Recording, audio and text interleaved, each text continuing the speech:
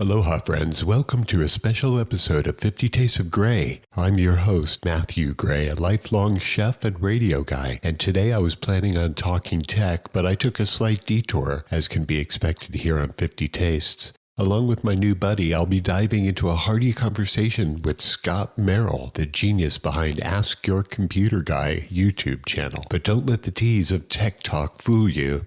We devoured a feast of topics, from food and family to culture and society, and even a dash of tequila screwdrivers, which is Scott's favorite, and his deep and everlasting love of candy. You'll never guess what his favorite is, so don't even try. Time to sit back, relax, and join us as we explore the many flavors of life with Scott Merrill, the brain behind Ask Your Computer Guy.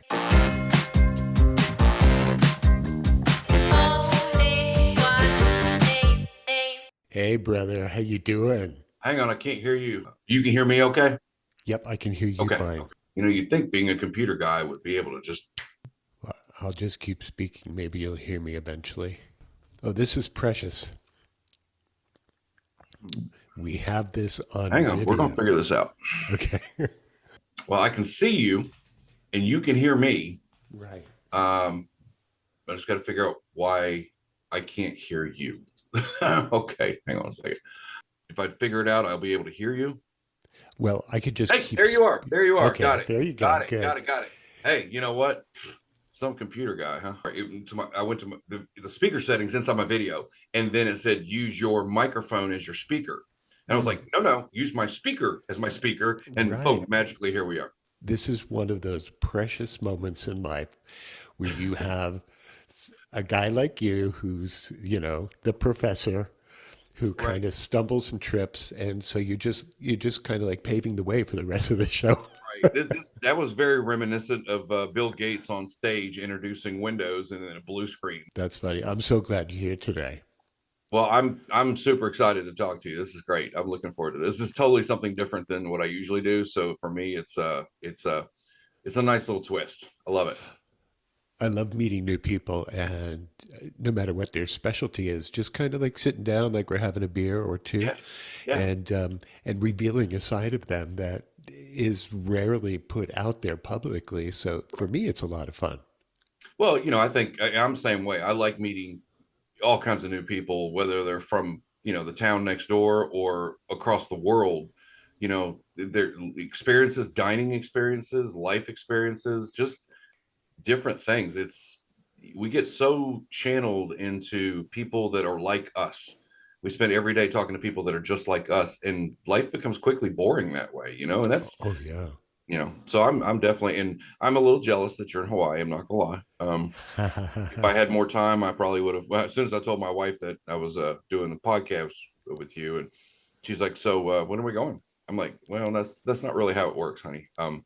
She thought it was like a taping schedule. Oh, yeah, right, exactly. Well, she sees, you know, like other YouTubers like flying to Amsterdam to do a live, and I'm like, no, that's not how it works. But I'd be happy to go there and do the show. Oh, right, yeah. Well, she was insistent that we become good friends, so that too late.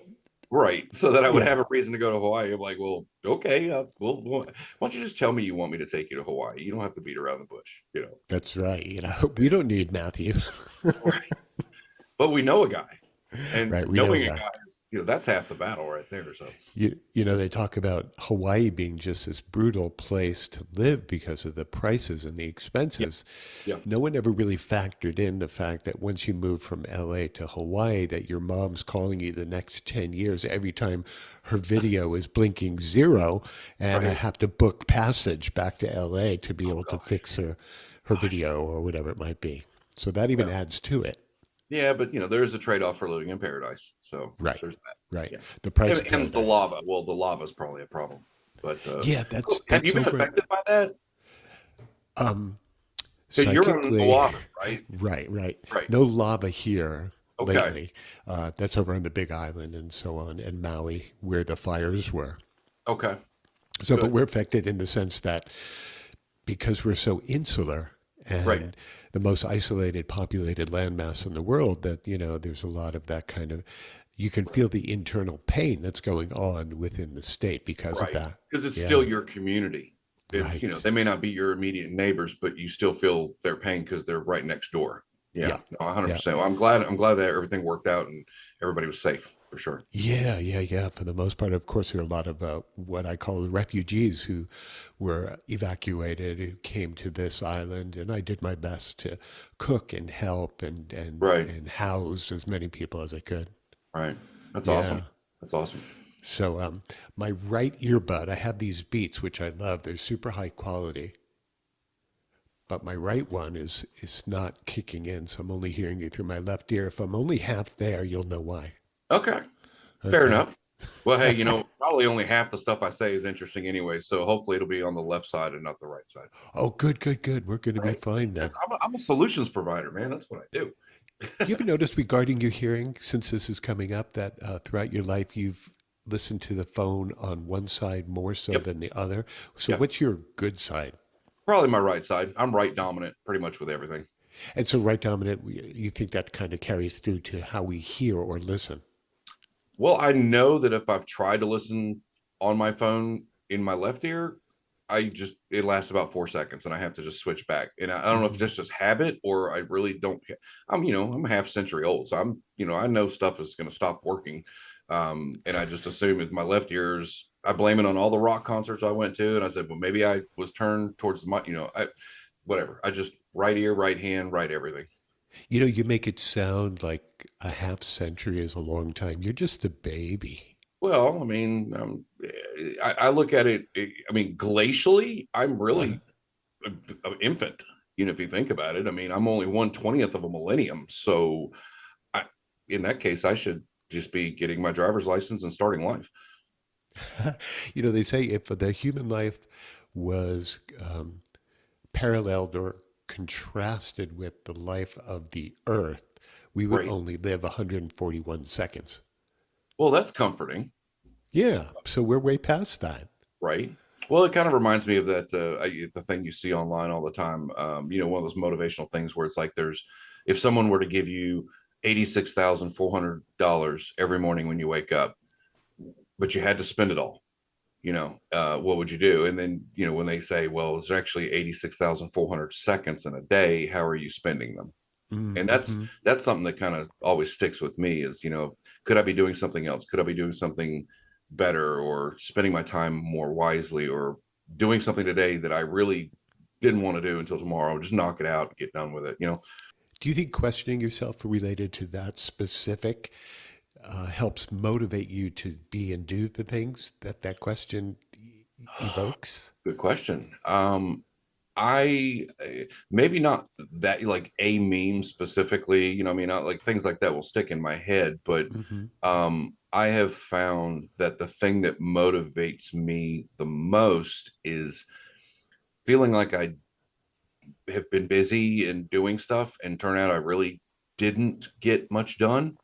Whether it's my channel or my local business or whatever, or I find I don't realize I've been too lazy until the end of the day when I kind of have when my wife comes home from work and I just want to tell her, here's all I did all day. And then when the conversation lasts like 14 seconds, I'm like, I really didn't do a whole, so that kind of motivates me to say, today or tomorrow, I'm going to have a whole list of stuff for her to do, or for her to hear about when she comes Oh, home. And then right. when she walks in, she's like, "Can you stop talking for a minute?" And I was like, "Well, but I had a productive day, and I did the dishes." So there you go.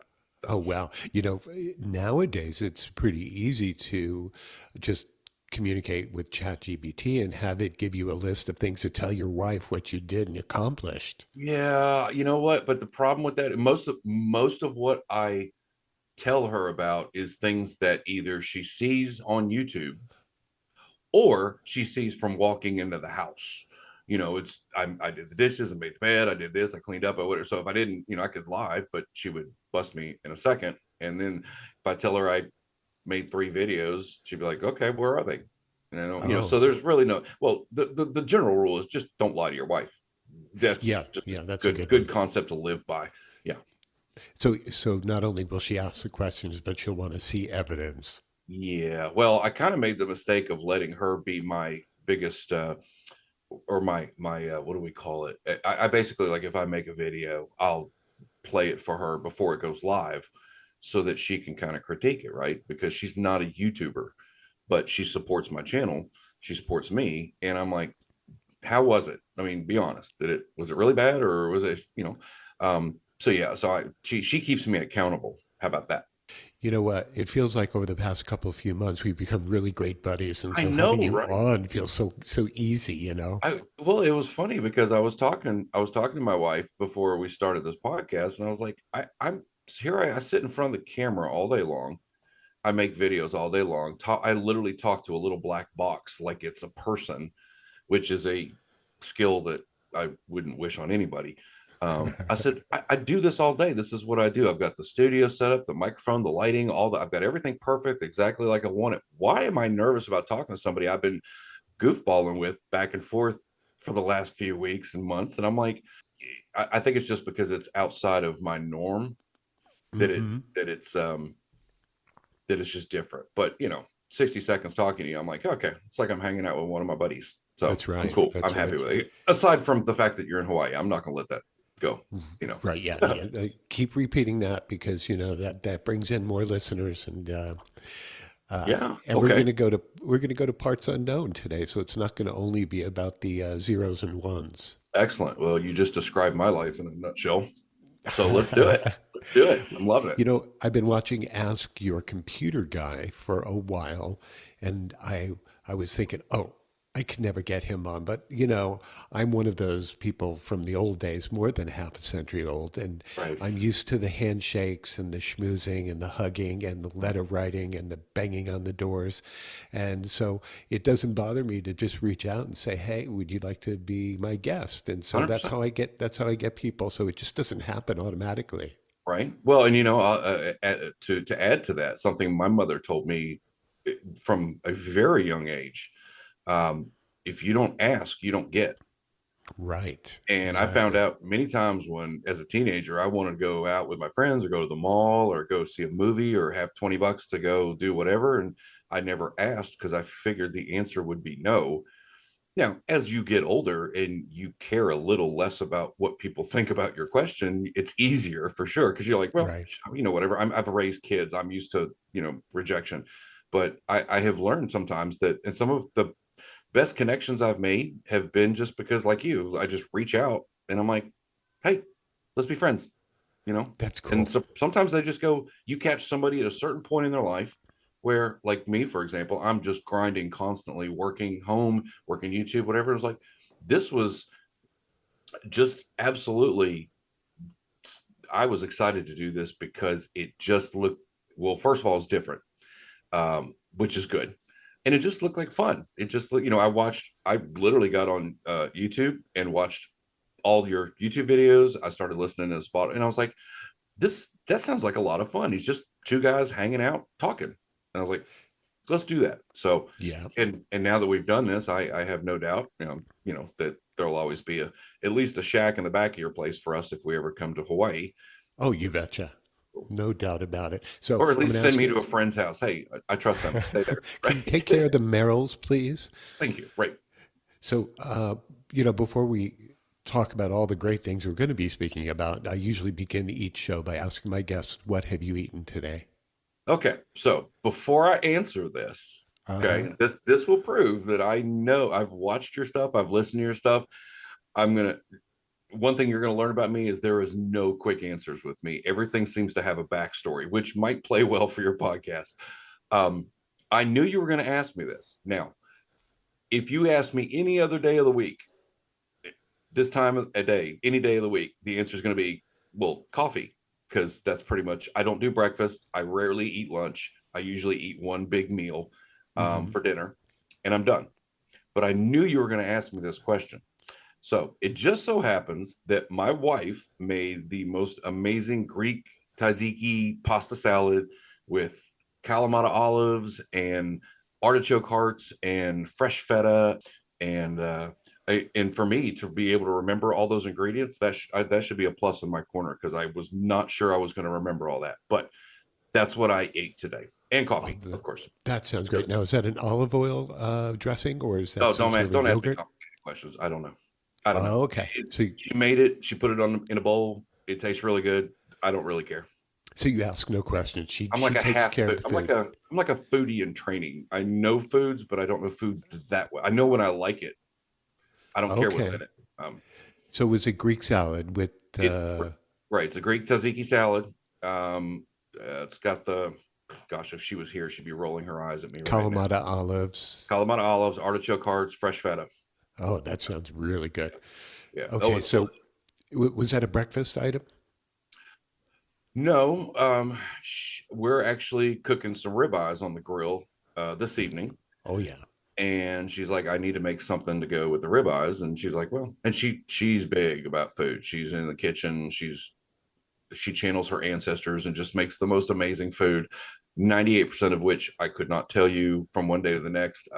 I just generally sit next to her while we eat it and go, okay, this is top three, this is top five, this is my favorite dish ever, and then she remembers, so I don't have Wow. Okay, so as far as role playing goes and so on, to. she's the one who's doing the food and the cooking. You're the Oh one yeah. who's doing the Well, eating and the well, muscle bound stuff. she's the one that inspired me to be okay with expanding my food horizons. Uh-huh. Now, I knew when I met her, and we both agreed that we do not eat beets, that she was the one for me. And I said I was going to marry her then at that point because we don't do beets. I don't know. Hopefully that didn't offend anybody listening, but I just don't do beets, right?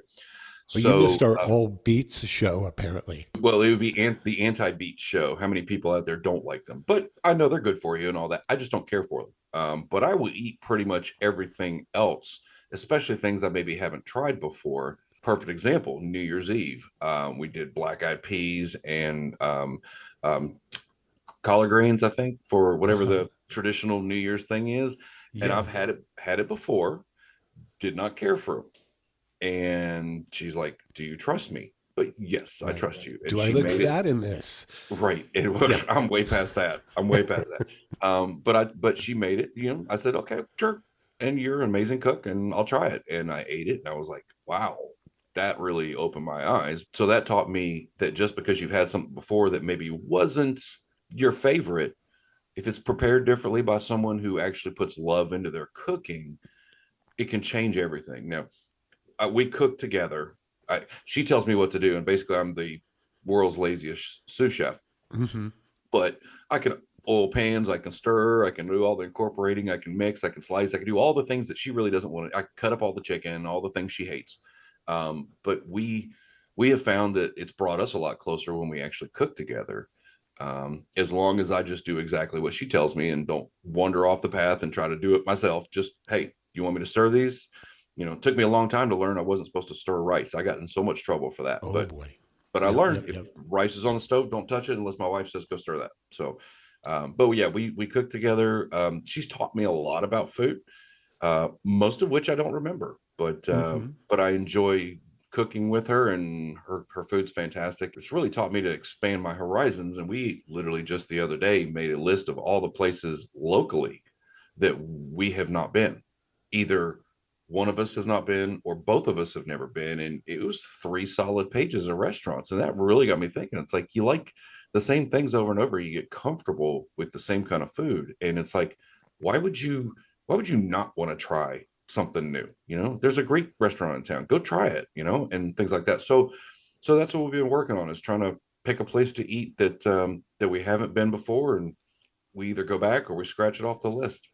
You got to commit to that list Yeah. because, growing up here, um, well, for the past 30 years at least, Right. in Hawaii, and being a food writer, a food critic, running the Hawaii food tours for so many years, Right. and I've met so many people here, and I'll ask, it's very typical of me to say, so what are some of your favorite places?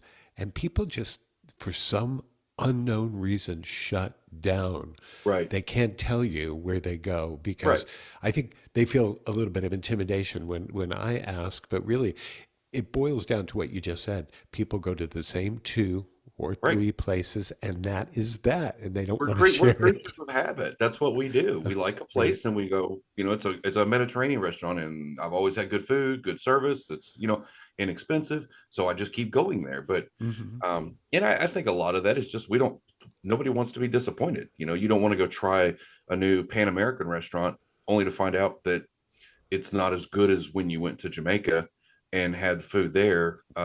So if you just don't go, you don't get disappointed. But we just decided, you know what, if we're going to go out to eat, we have to start on the list, go to the places that neither of us have been. And then once we get, and we put little asterisks next to the places that one of us has been. So if there's no asterisks, then it's free game. It's let's go there and let's try it together. And then when we get through that list, we'll go to the places that maybe she has been that I haven't. You know, what you just described a moment ago is what I've always called diner's remorse. And that's when Yes. you go to a restaurant and for Right. whatever reason, it just does not turn out the way Right. you had hoped. And yeah, so that's that. But it is definitely worthwhile trying out new and different things Right. because, like you said, how can discovery ever take place if you don't? Right. And we actually just yesterday we discovered that not all Chinese food tastes the same. Hmm. We went to a local restaurant that we had never been to before, sat down, and immediately we're like 3, 4 out of 10. But it's been around the corner, and we've always talked about it every time we drive by. So now and that's how you learn. That's how you become more cultured in the different varieties of food out there. Right. There's so many variables with Yes. Chinese food as there are with all different cultures' foods. You know, Right. it's Right. really it becomes American Chinese, not Right. actual or authentic Well, Chinese, and that's fine. when her lo mein noodles, I think were actually just seasoned spaghetti noodles. I think that was a Hmm. pretty good indicator that but that's a perfect example. Some places are just that way, and some places are the best Chinese food you'll ever put in your mouth, and they can be two doors down from each other. So if you don't experience them, you don't listen to your friends or take their advice or just try new stuff. How do you know? You know, you're the I think the first person that I've asked during the show what they have eaten today, and what you described with that wonderful Greek salad is an interesting choice for your early meal of the day. So was that more of a lunch or was that the breakfast? That was, I think, my wife having listened to me, listening to you, knowing you were going to ask. Right. And of course, like I said, I've been snacking on it all day. And she's like, if you keep eating it, we're going to be eating ribeyes by themselves.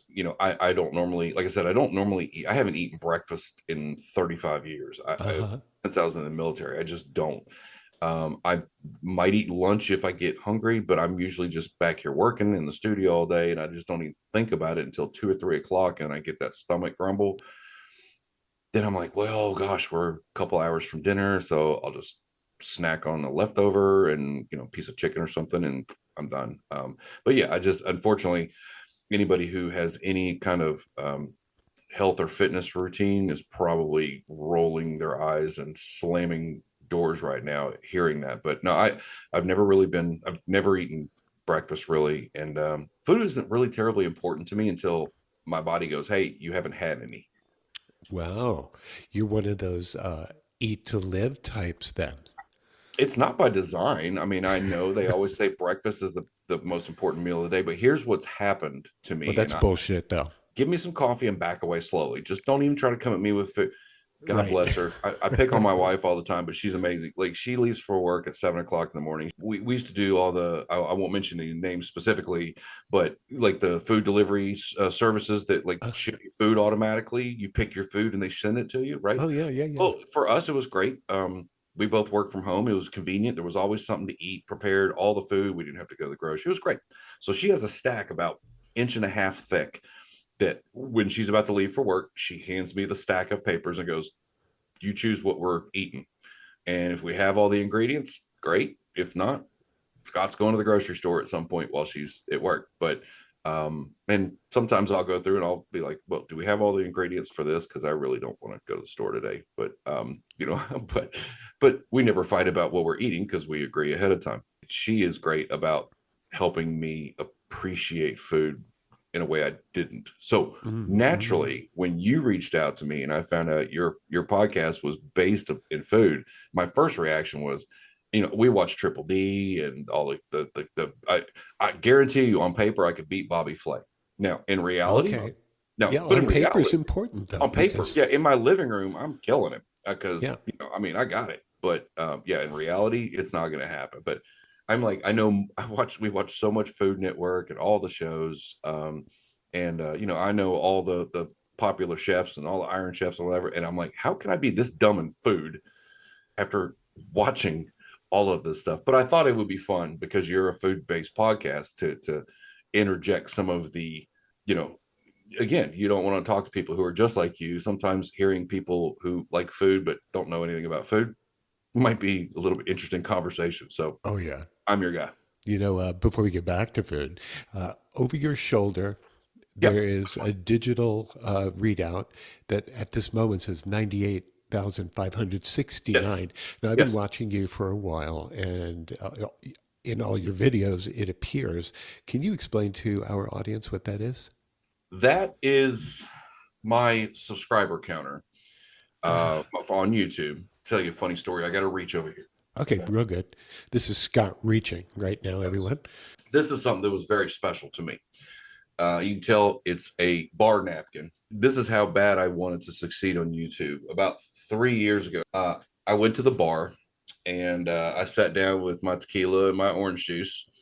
And I was like, I'm going to figure out how to get to 100,000 subscribers. And I just started writing out video ideas on this. But if you look at the very top, Yeah, see what it says 100K right here. 100K, right, right, right. That was my goal. I wanted that silver play button, and my wife, she found this and went and had it framed for me so I could keep it here at my desk and never forget why I do what I do.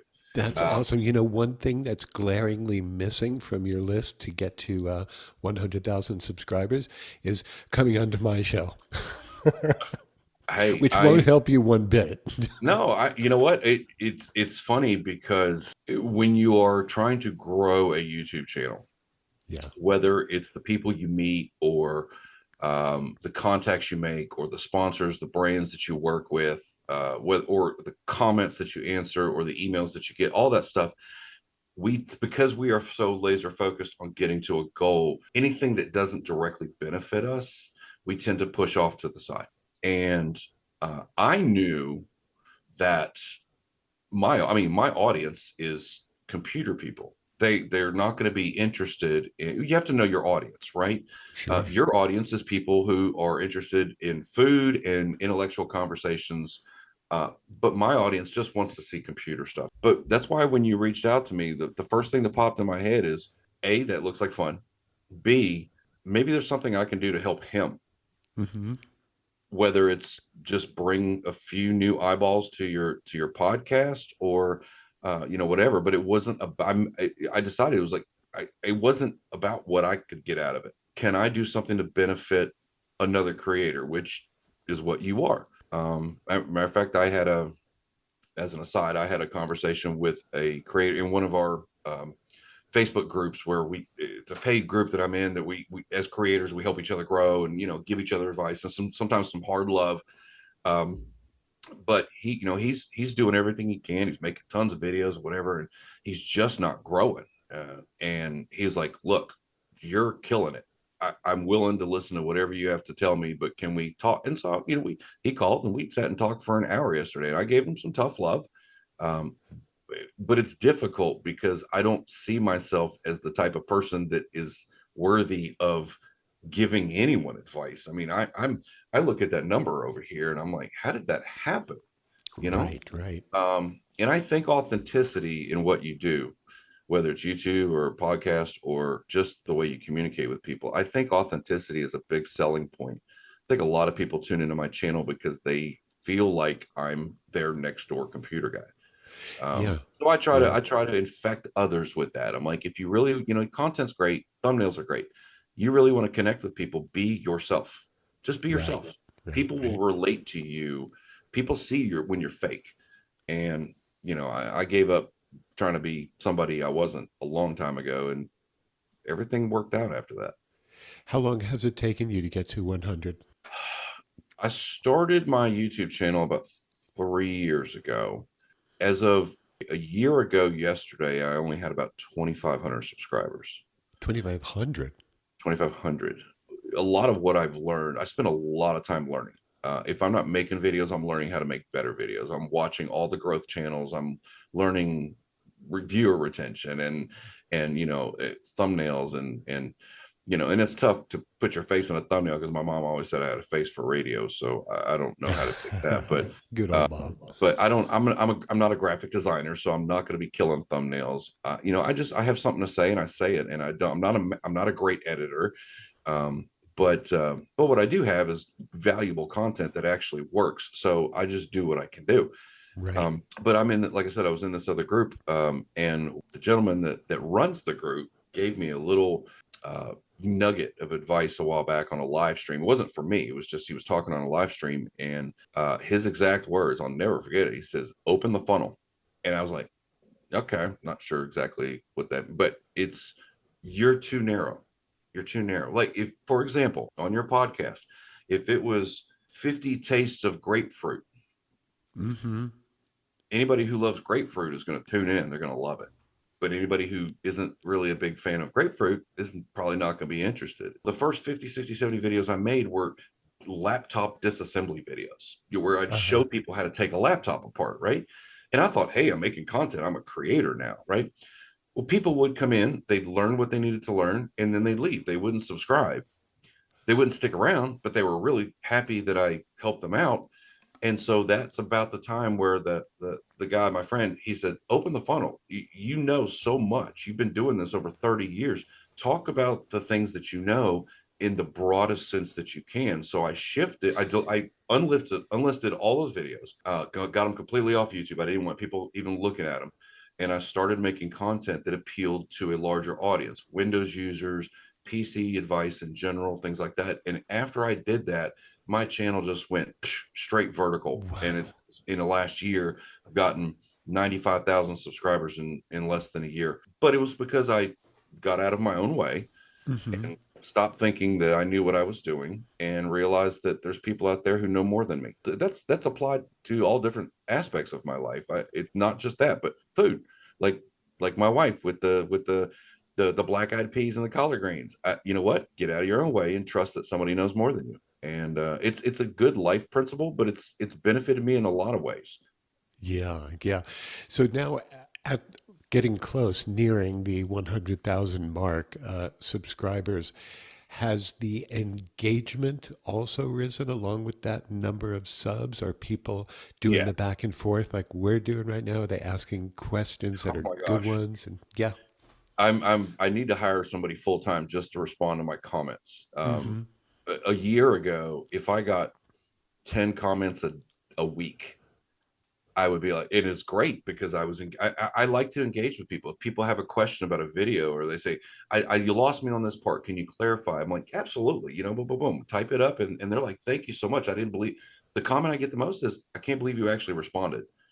Like apparently that's a thing on YouTube where you make a comment and the creator doesn't even bother. I'd done that for the longest time. I would respond to every single comment that came in because that was a piece of advice from one of my YouTube growth channels, is engage with your audience. They took the time to comment, show them respect, and take the time to reply back. Even if you don't answer their question, they at least feel like they matter enough that you took the time. And I just took that mentality. When that was great, when it was 10, 15 comments a week. Now it's anywhere from 100 to 300 comments a day. Wow.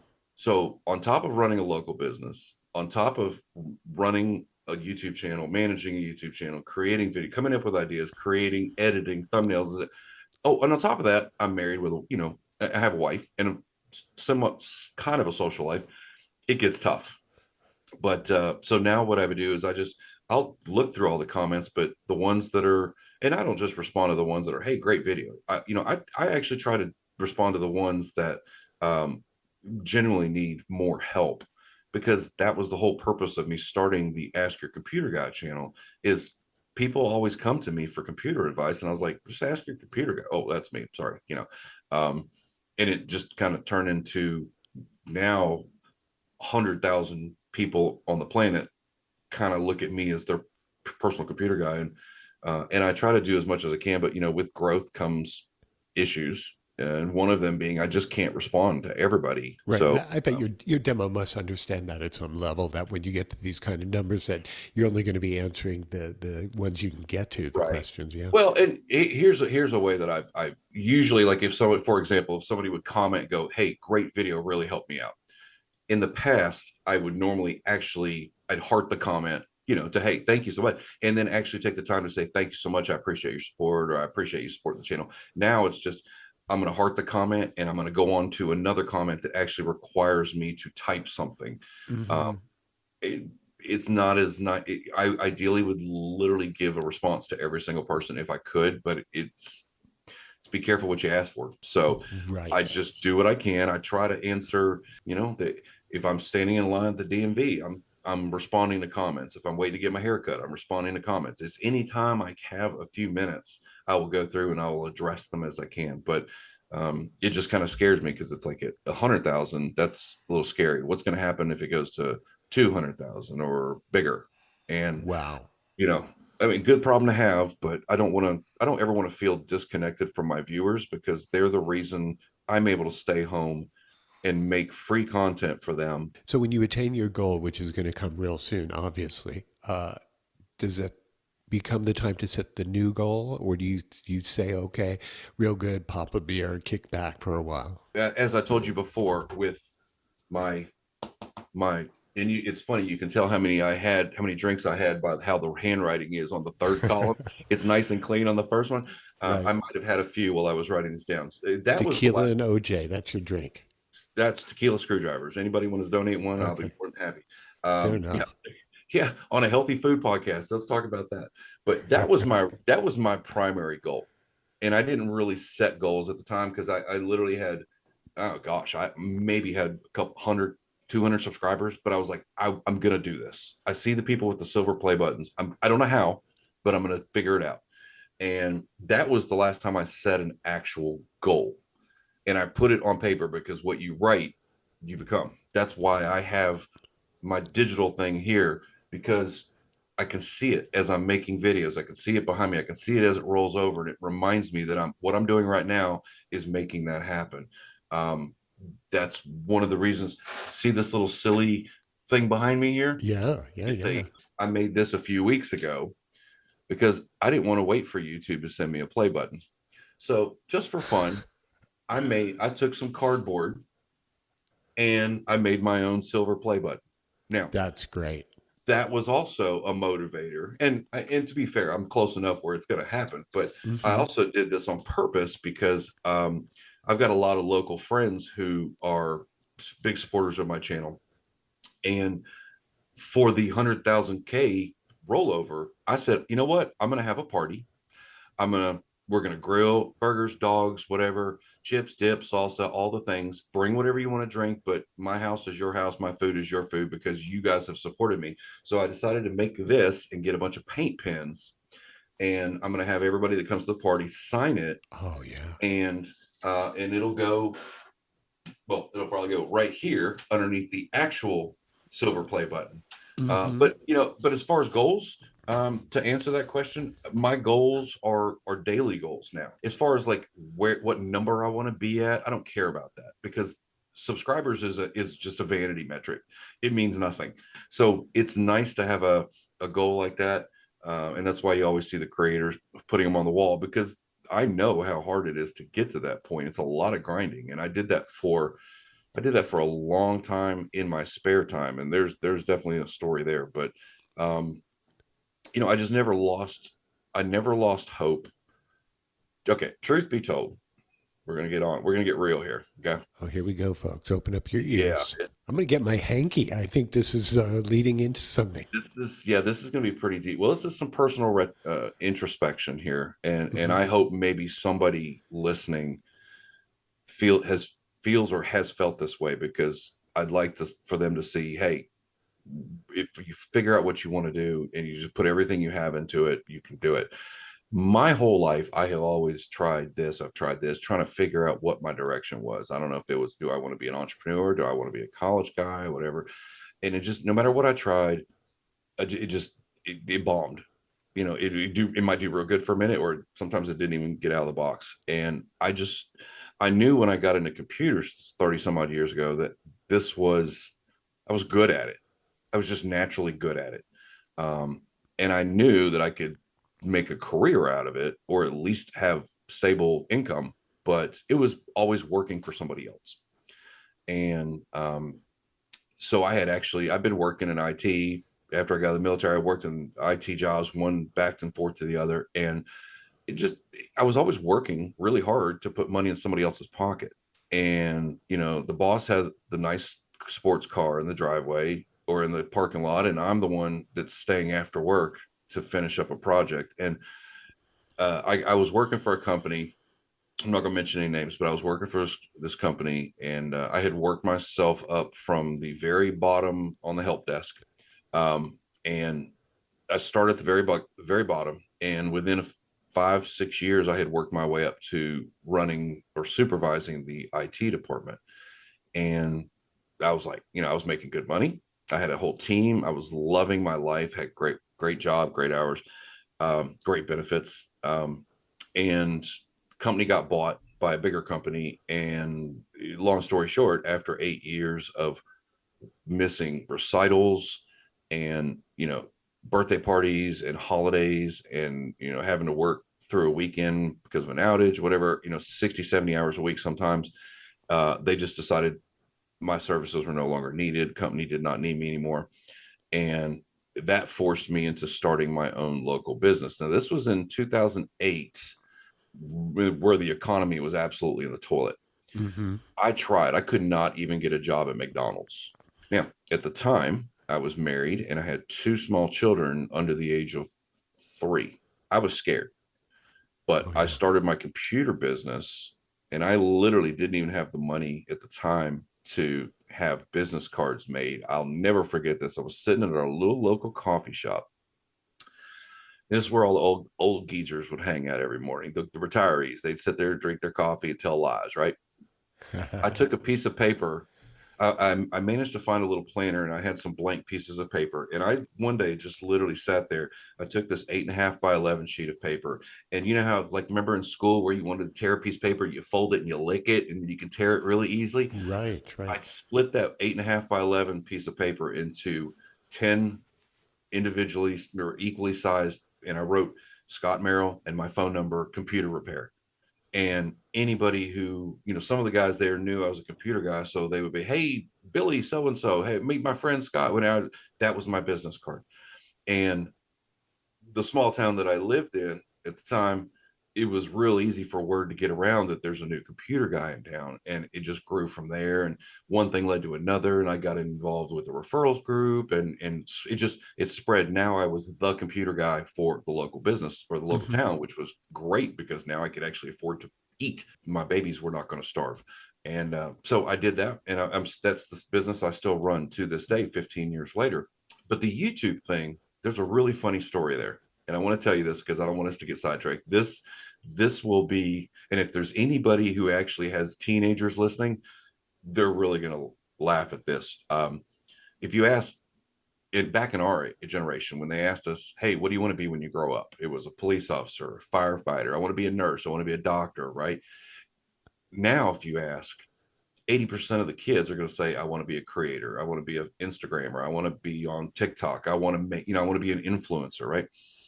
So that being said, I was perfectly happy doing my normal thing with my computer business, fixing computers, and it was paying the bills. And my son, who was 15, just maybe turned 16, 15, 16, somewhere in there, I was like, hey, you're going to be graduating high school soon. Have you given any thought as to what you're going to do? I don't care if you want to be an underwater basket weaver. Be the best you can, and I will put you through underwater basket weaving school. No problem. Just figure out what you want to do, and that means try everything until something just clicks, right? So of course he wants to be a YouTuber, and he tells me this. Now at the time, I had um, considered starting a YouTube channel because I realized at some point, I'm like, I'm a computer guy, but I can't keep doing this forever. I mean, I'm getting older. I'm getting up, I'm going to people's houses, I'm fixing the computers, and carrying computers is now tough. Oh Thank yeah, God yeah, for thank God for heated seats in my car. That's all I'm saying. yeah. But anyway, so I had this conversation with my son. He's right about 15, 16 years old, and he wants to be a YouTuber. And I tried to explain to him, because I had been itching to create a YouTube channel. I've been watching a lot of the YouTube growth stuff. And it's all, hey, don't worry about lighting and camera and audio and whatever. If you have a message, and your audio is the most important thing. If you got decent audio, people will let it slide if your video is not crystal clear. But if your audio Hmm. sucks, forget about it, right? Yeah. So I told him, I said, he was like, I want to have all the lighting. He wants the typical YouTube studio look. Ironically, kind of like I sort of have now, right? Right, But it right. didn't come on day one. My day one videos were me sitting at this horrible corner office desk, but I had a message, and I said, I will buy equipment and upgrade my look as I can afford to. But right now, I don't wait. And he was like, no, I need the light, this lighting, and this one is, I need the fancy cameras and all this. I said, and so this is what I'm getting at. Is I told him, I said, because I just got tired of listening to the argument, because I had been watching all these videos about, you don't need all this stuff you don't need to be great to start. You need to start to be great. It's always resonated with me. And whatever you do, just put everything you have into it. And if it's not perfect, people will let it slide. So I just looked right at him. I said, look, dude, I'm tired of arguing with you about this. I said, you're not going to start a YouTube channel until you have all this fancy stuff you need. I said, I'll make you a bet right now.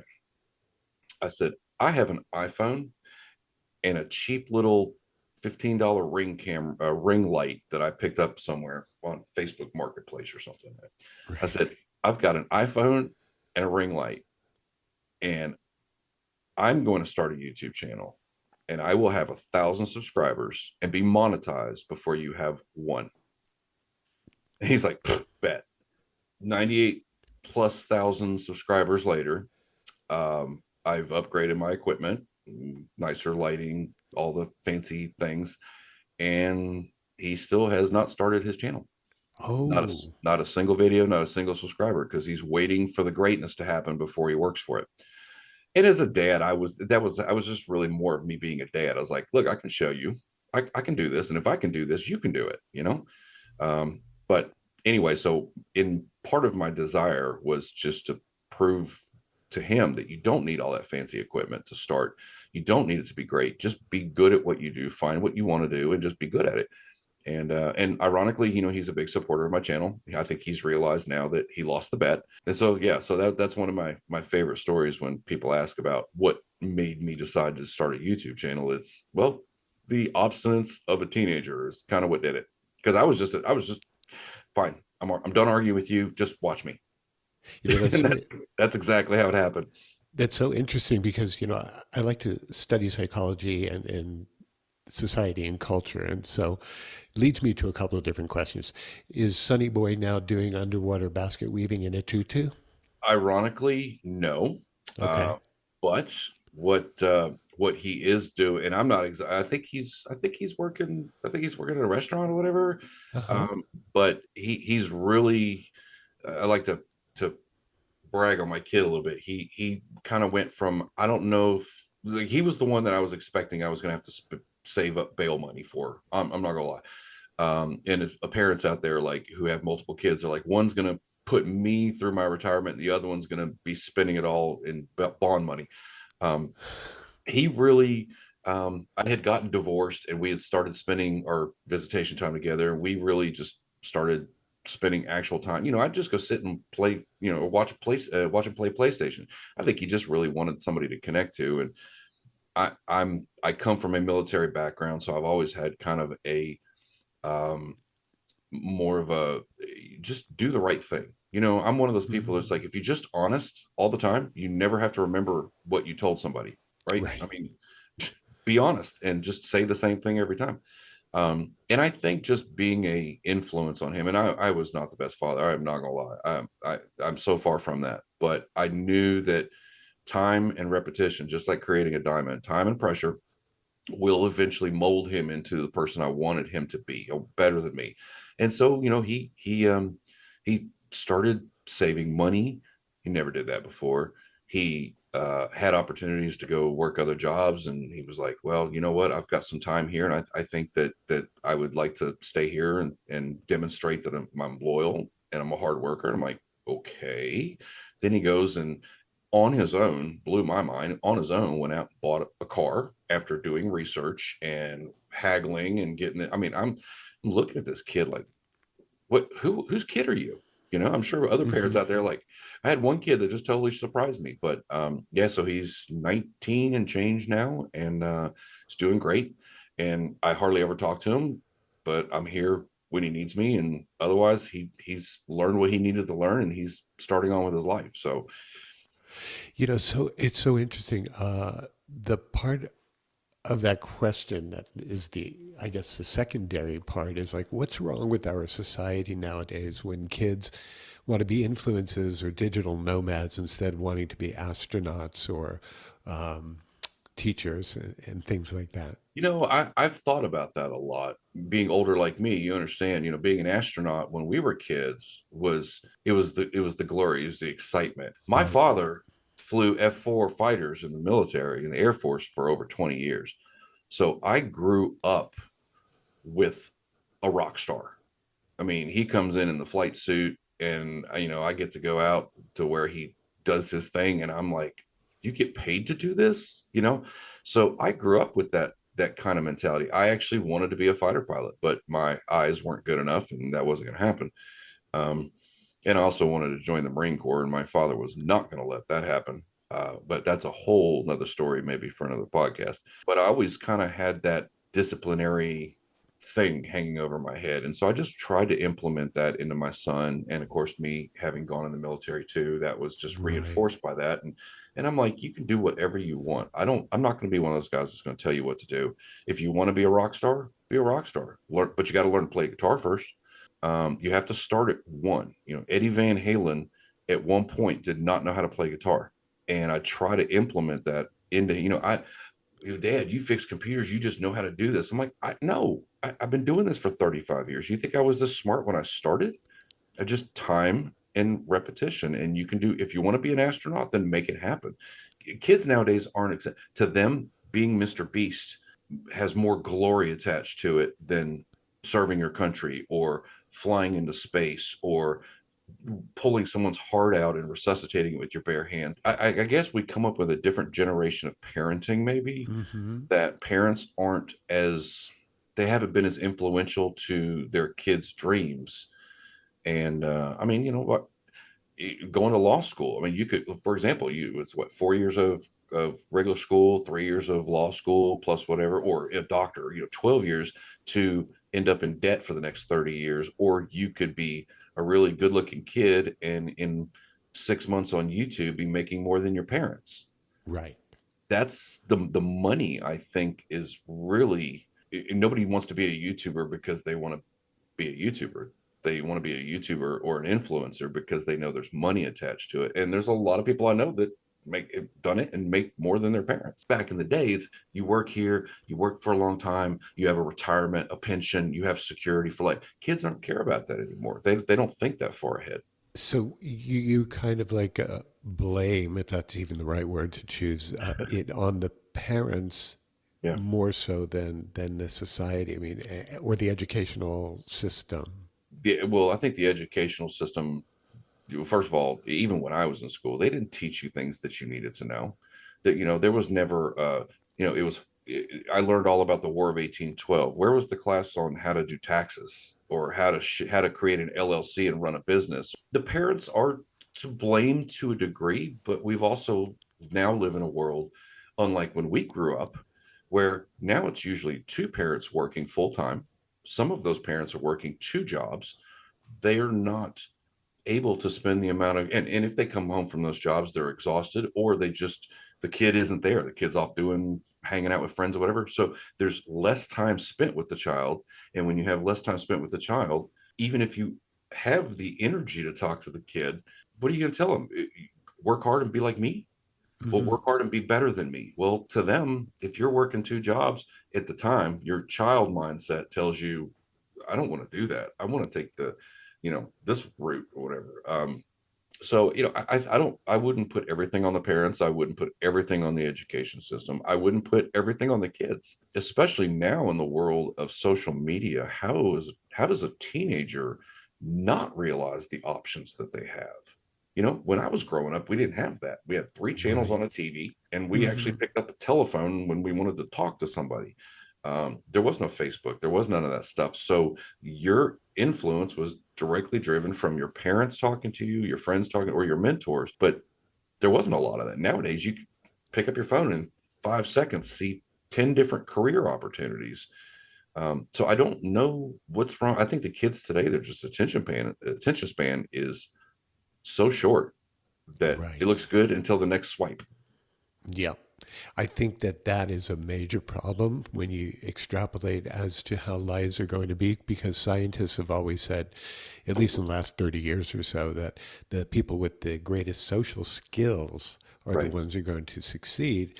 right, And it's just, we're living in an age now where people just hand their kid a tablet or a cell phone as the digital babysitter, and they right, don't really have to be a part of the whole thing with the right. process of bringing up and educating and nurturing that child. Right. Right. And I think, and like I said, with a lot of parents, it's not that they don't want to. Every parent wants to be a better parent. I think some of them Hmm. just are, they just don't know how. They don't know how to connect with kids because kids are now connected to social media. And how are you going to relate to your child? They would rather sit there and just scroll on their phone than talk to you. There's obviously exceptions, but that's kind of the world we live in now. And It's weird too, because nowadays you can't just pick up the phone and call.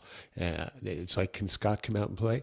You Mhm. have to get Scott's permission by texting him first to say, can I Right. give you a Oh, call? It's like, it's hey, so look, weird now.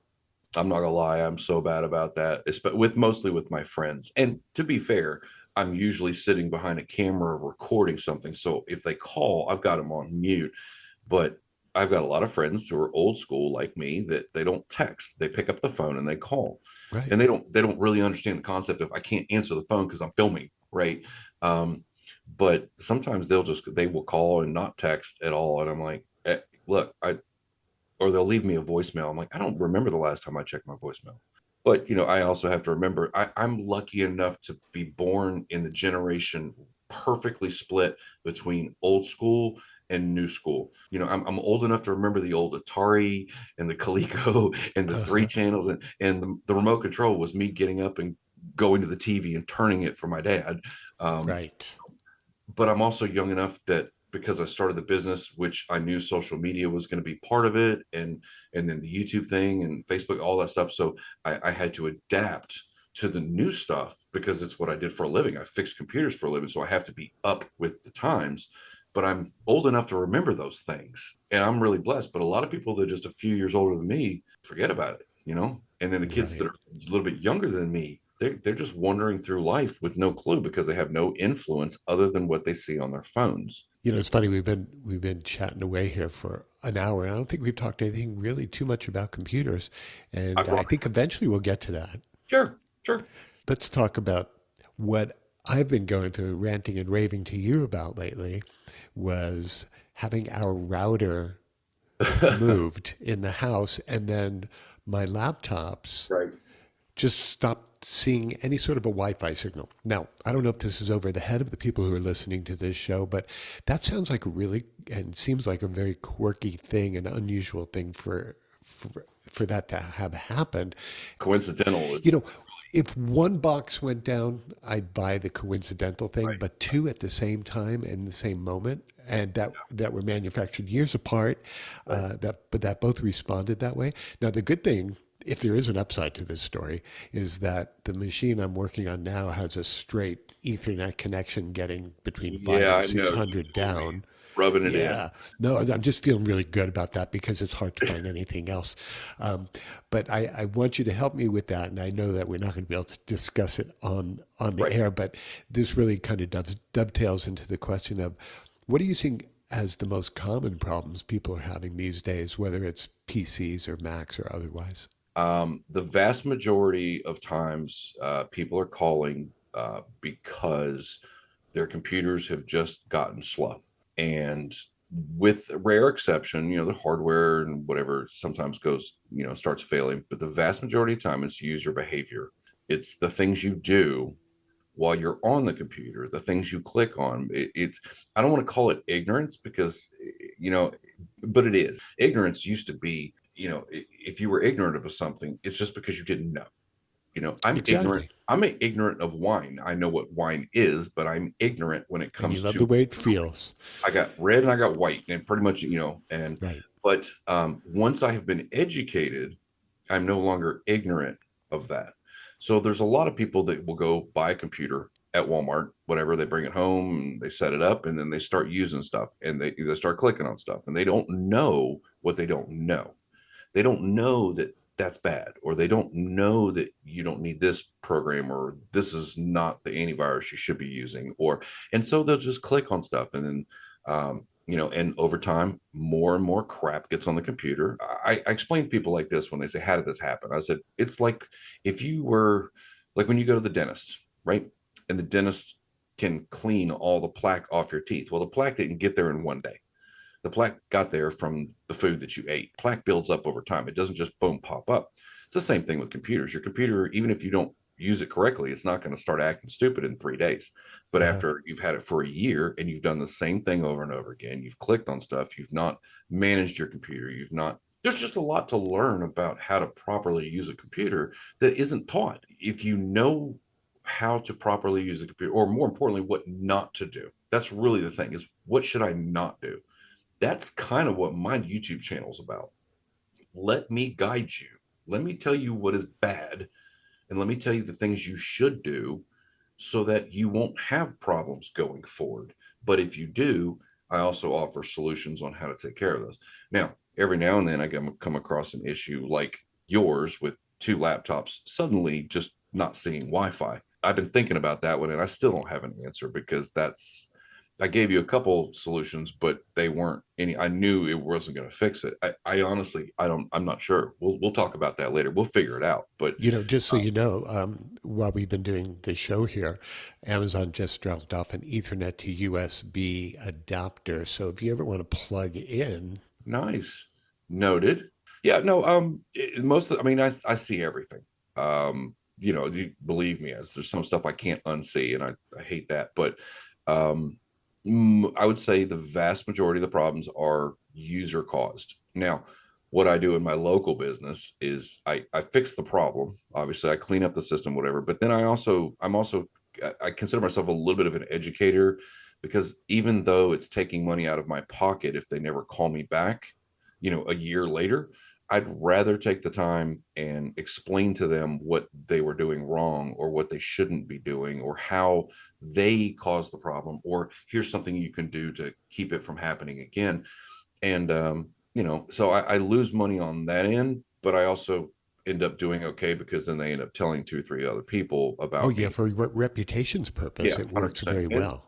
And I get the reputation as just being the guy who's just going to tell you straight. He's not going to lie to you. You got your modem problem, your wireless thing has got me remembering one of the reasons I like doing what I do is I know I because can see you drooling. You need a bib, my brother. a little bit. I got to wipe my shirt here. This is audio only, right? We're good. Well, you know, no, actually, I'm going to take a few video nuggets and pop them up onto Okay. YouTube, I and I'll figured probably you get the might, most but yeah. embarrassing ones. But no, I actually, part of the thing that I like is those, because you know, you get the same thing every day. It's kind of boring, but every now and then I come across one that I haven't seen before, and it's always a challenge. And you know, like I said, I've been doing this for 30 some odd years, and people are like, oh my God, how do you just know how to do this? I'm like, well, if I was a doctor and I had spent 30 years practicing medicine, I could probably reach over here and set somebody's broken kneecap while I'm looking straight at you, talking Right. to you about the stock market, you know, without even And looking. making a Greek salad with the other Right. arm. With, and you're right, exactly. So I do enjoy that challenge. So when you told me about that particular issue, that immediately popped up as, that's odd. And I like odd. Odd's good. Odd keeps it interesting. Oh, well, that's why we get along so well, I think. I think so. I think so. It's a free tech support. I think that's what you like. But no, to be fair, that we were talking about the 100,000 subscribers and the Uh, hundreds of comments every day. You think it's crazy locally coming across something I've never heard of? Well, that's every single day now. yeah, Somebody yeah, is yeah. coming at me with something that is just so abstract, and I'm like, that should not happen. Should not be possible And of course, now I'm like, all right, I'm going to take a little extra couple minutes and see if I can figure, ask the right questions, or maybe send them to one of my videos, or point them to a website, or, just something. But when it stops being interesting, I'll stop doing it. I was talking to Lynn the other day. I was telling her, I'm making more of an effort on social media just to get more friends or followers, whatever you want to call them, Right. subs and Right. this and that. And so I made a big effort on Facebook, and all of a sudden, out of the woodwork, there are hundreds of beautiful young women in their 20s That are in paying your more area. paying more attention that are in your area, right? No, but paying more attention to me, like I'm some rock star, the Right. most advanced human on earth. They Right. want to know Right. all Right. about me, and do I know anything about cryptocurrency? And so I'm not even that attractive to Lynn. Never mind these strangers who are coming out of the woodwork. So what is going on with that? With people who are just, it's got to be a scam of some sort. Oh, it's totally a scam. I mean, I get Facebook requests from some girl in Taipei who is named Kelly, and she is a, Her English name. right. And she's friend requested me, and you look at her bio, and she'll be like, lead manager of some Forex trading or some kind of crypto thing or whatever. And she's single, of course, and her And she's hot. timeline. Oh, she's gorgeous. And her timeline is about a week or two old. And Right. she wants to be my friend. I look You at these faces. Look at these two faces, older than cash. Um, right? so yeah, I know it's just crazy, right? Exactly. And I've gotten to the point now where it's like it's almost funny. It's almost humorous to me because I see all the friend requests. I hate the word, but I realize now that with this amount of subs I have or whatever, I'm technically an influencer now. Yeah. And there two people in my little local town of 35,000 people that I've run into have watched my videos. When I talked about YouTube and I was like, well, here's the name. They're like, oh my God, yeah, you're the one with the little counter in the back and the thing. And I'm like, yeah, that's me. Um, but it also exposes you. That's what I was getting at, is it exposes you to even bigger schemes. Now, Hmm. thankfully, I'd like to think that I'm smart enough to not fall for that stuff, and I don't. But if I were a Mr. Beast style influencer, that it's just in entertainment or whatever, I can't even imagine how bad that would be. So, but yeah, that happens too, where people are like, well, I'm lonely. I clicked on her, friend, and next thing you know, she wanted me to sign up for this, and I'm like, oh my God, did you really? Just please tell me you didn't do that. It's hilarious to see the guys who are doing, and it's a very popular topic now on YouTube, the anti-scammers, where they Right. talk about, all the various different scams that are going on and the scam Right. houses that are in India or whatever. Oh yeah. When these guys themselves actually get taken for a ride, and they kind of document it and put it on Mhm. YouTube. Yeah, one of there's a channel that I used to watch on YouTube. He would try to scam the scammers. And Right. I mean, even setting up like hacking into their computer to a degree where he could like activate their cameras and he could see, Right. and or the favorite my favorite part was where he would intercept somebody, like sent off $3,000 cash to one of these scammers, and he would show up at the pickup, and police involved or whatever, and and explain to the people who got scammed, hey, you got scammed, buddy, whatever. And I liked that because the scamming is so bad now. Yeah. It's I mean, phishing emails. I there's been plenty of times I've almost. And another thing is, as a YouTube creator, sponsors, brands, they reach out, they want to work with you, and they want to send you informational packets. And if you're not careful, there's a influencer named Linus from Linus Tech Tips, 15 plus million subscribers. And a few months ago, he actually got hacked because somebody on his team fell prey to this little security thing. But Yeah. basically, he didn't know that this could happen. And as soon as he clicked on his guy looking up brand deals and stuff, as soon as this guy clicked on this activated a thing where it sent his login session to this other computer, and now this other person could log in, and that's what it did. He logged into Linus's YouTube page and changed everything, deleted the video. It was a nightmare. Um, Wow. and so if somebody who's as tech savvy as Linus with 15 million subscribers can fall for it, Hmm. your average mom and pop in town, what chance do they have? And again, that's why I am able to do what I do, because those things exist. Yeah. I mean, clicking on something, that malicious code or whatever, has got to be an impossibility to teach the masses, because what are you going to Right. say? Just don't respond to anybody about anything Right. anytime, because even an innocent can send something that is preloaded with Right. malicious code in it, 100%. right? I will tell you one thing that your listeners, if they take nothing away from this conversation, a little nugget for them. One thing that I see a lot. Okay, you have a friend named Susan. You love Susan. You trust Susan. She's in your contacts, right? Well, suddenly one day you get a link from Susan, and it could be somebody who sends you funny stuff. We all have people who send us funny stuff, especially around politics and things like that. They always Hmm. send you funny stuff. Well, Susan sends you stuff all the time. So you get a link from Susan you're used to clicking on, and okay, well, Susan sent me a thing, and I click on it because I don't even think about it.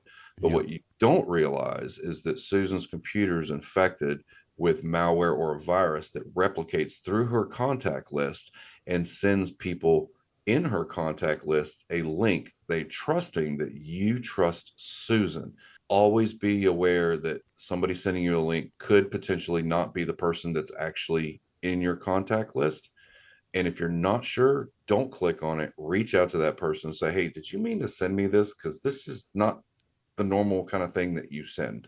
If you click on it, God only knows what can happen. So a little bit of, and that happens a lot. I see that so much. So I hope Hmm. listeners are listening to that. Just because it says Susan, it comes from Susan. Susan may not have had nothing to do with it. So, okay, that said, and everyone has experienced that or heard that story, is there an intermediate uh, piece of software that's affordable or even open source or free that we can pop on our boxes in case we do click on something that is, out for bad Well, circumstances? there's certain reasons I can't mention any specific brands right now. What I will tell you is if you have a Windows 10 or Windows 11 computer, it's going to come built in with Windows Defender or Hmm. Microsoft Defender. The free antivirus that comes with your Windows. If you go buy a new computer off the shelf, it's going to come with either Norton or McAfee antivirus. That's just because the only reason it's on there is because that company outbid the other one to end up on a brand new Dell or a brand new Toshiba. It doesn't mean that it's better than the other brand. A lot of phone companies, a lot of cable companies will provide you complimentary internet or complimentary antivirus. What I will tell you is that if you do some research, get on YouTube and search for best antivirus program. My one of my buddies, another Hmm. YouTuber, he's a malware security expert, and he's done several videos about. Matter of fact, he just did one a few weeks ago, comparing like the top 15, 20 antivirus programs. There are programs out there that are free, like Windows Defender. There are other actual programs that are free that, for a person who doesn't click around a lot, are probably plenty for you. Just because it came on your computer or the cable company gave it to you doesn't make it better. So Right. I would Well, say, oftentimes those are kind of like free temporary rides to get you to oh, become a it's exactly subscriber that. down the Yeah, line, it's right? exactly that. They'll give you a 30 or 90-day trial, Hmm. and you're used to it. And once they have your, you get it, you got to put a credit card in, but you think, well, it came with my computer, so it's got to be what I need, and that's not always true. It's Right. what somebody negotiated in a boardroom somewhere. Okay, so if, for example, you have let's just say you have Norton antivirus, and I'm not picking on Norton, but say you have Norton antivirus on your computer, your 90-day trial runs up, and it says, hey, if you want to continue being protected, you have to pay for it. Well, Right. I mean, trial software has been around since the dawn of time. There's nothing wrong with that, but that doesn't mean that it's what the best one. It also goes back to user behavior, and I don't want to get too in depth of what I do. I mean, anybody Uh, who has questions, they can find me on YouTube, and we can talk all day outside the podcast. But because I will end up talking all day about computers, but these companies spend millions and millions of dollars to be the one that you see. Now, once they have your credit card information, and you are the typical novice computer user that looks at your computer and doesn't know any different, you're ignorant of the facts, ignorant of different antivirus programs. You're just going to say, well, everything's working. I don't have any problems. This program must be doing its job. Now, again, if you're the type of person who hardly ever does anything, then why do you really need that? I mean, you don't click on email links, you don't go surfing around websites, you don't go to Google and then click on the first medicine link you see. You don't do all these potentially dangerous things. You just maybe get on Facebook, maybe you watch YouTube on, I mean, basic stuff that's going to keep you out of trouble. So why do you need to pay for a professional antivirus program when the one that comes with Windows is going to work just fine? Mm-hmm. So this is part of what I do, is educating these people. I'm like, don't spend money you don't have to. If it costs money and it's worth it, I'll tell you, but don't spend money just because you don't know any different.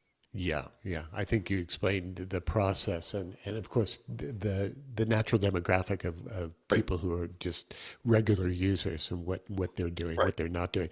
right. How do you where do you stand on VPN usage? Do you think that that helps people stay protected? VPN is always a good idea, um, unless you don't have anything on your computer that you care about. If you literally just log into Facebook or social media on your computer, why are you worried about somebody trying to hack you?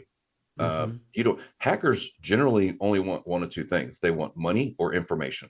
That's pretty much it. They don't hack for fun. Now, some do, but information and money is where it boils down to. And usually information leads to money. So if they can get information out of you and then try to sucker you into clicking a link or something, that might be possible.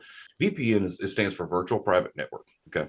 For anybody who's listening who doesn't know, what that basically does is when you connect to your cable provider and you go to a website, anybody along that path can see your public address and know what city you're in, what cable provider you're using, all of those things. And if somebody were so inclined, they could theoretically try to hack into you through that public address that is visible, because you're basically surfing naked. That's just Hmm. always the way I've described it. You're just Which surfing actually naked. sounds like fun.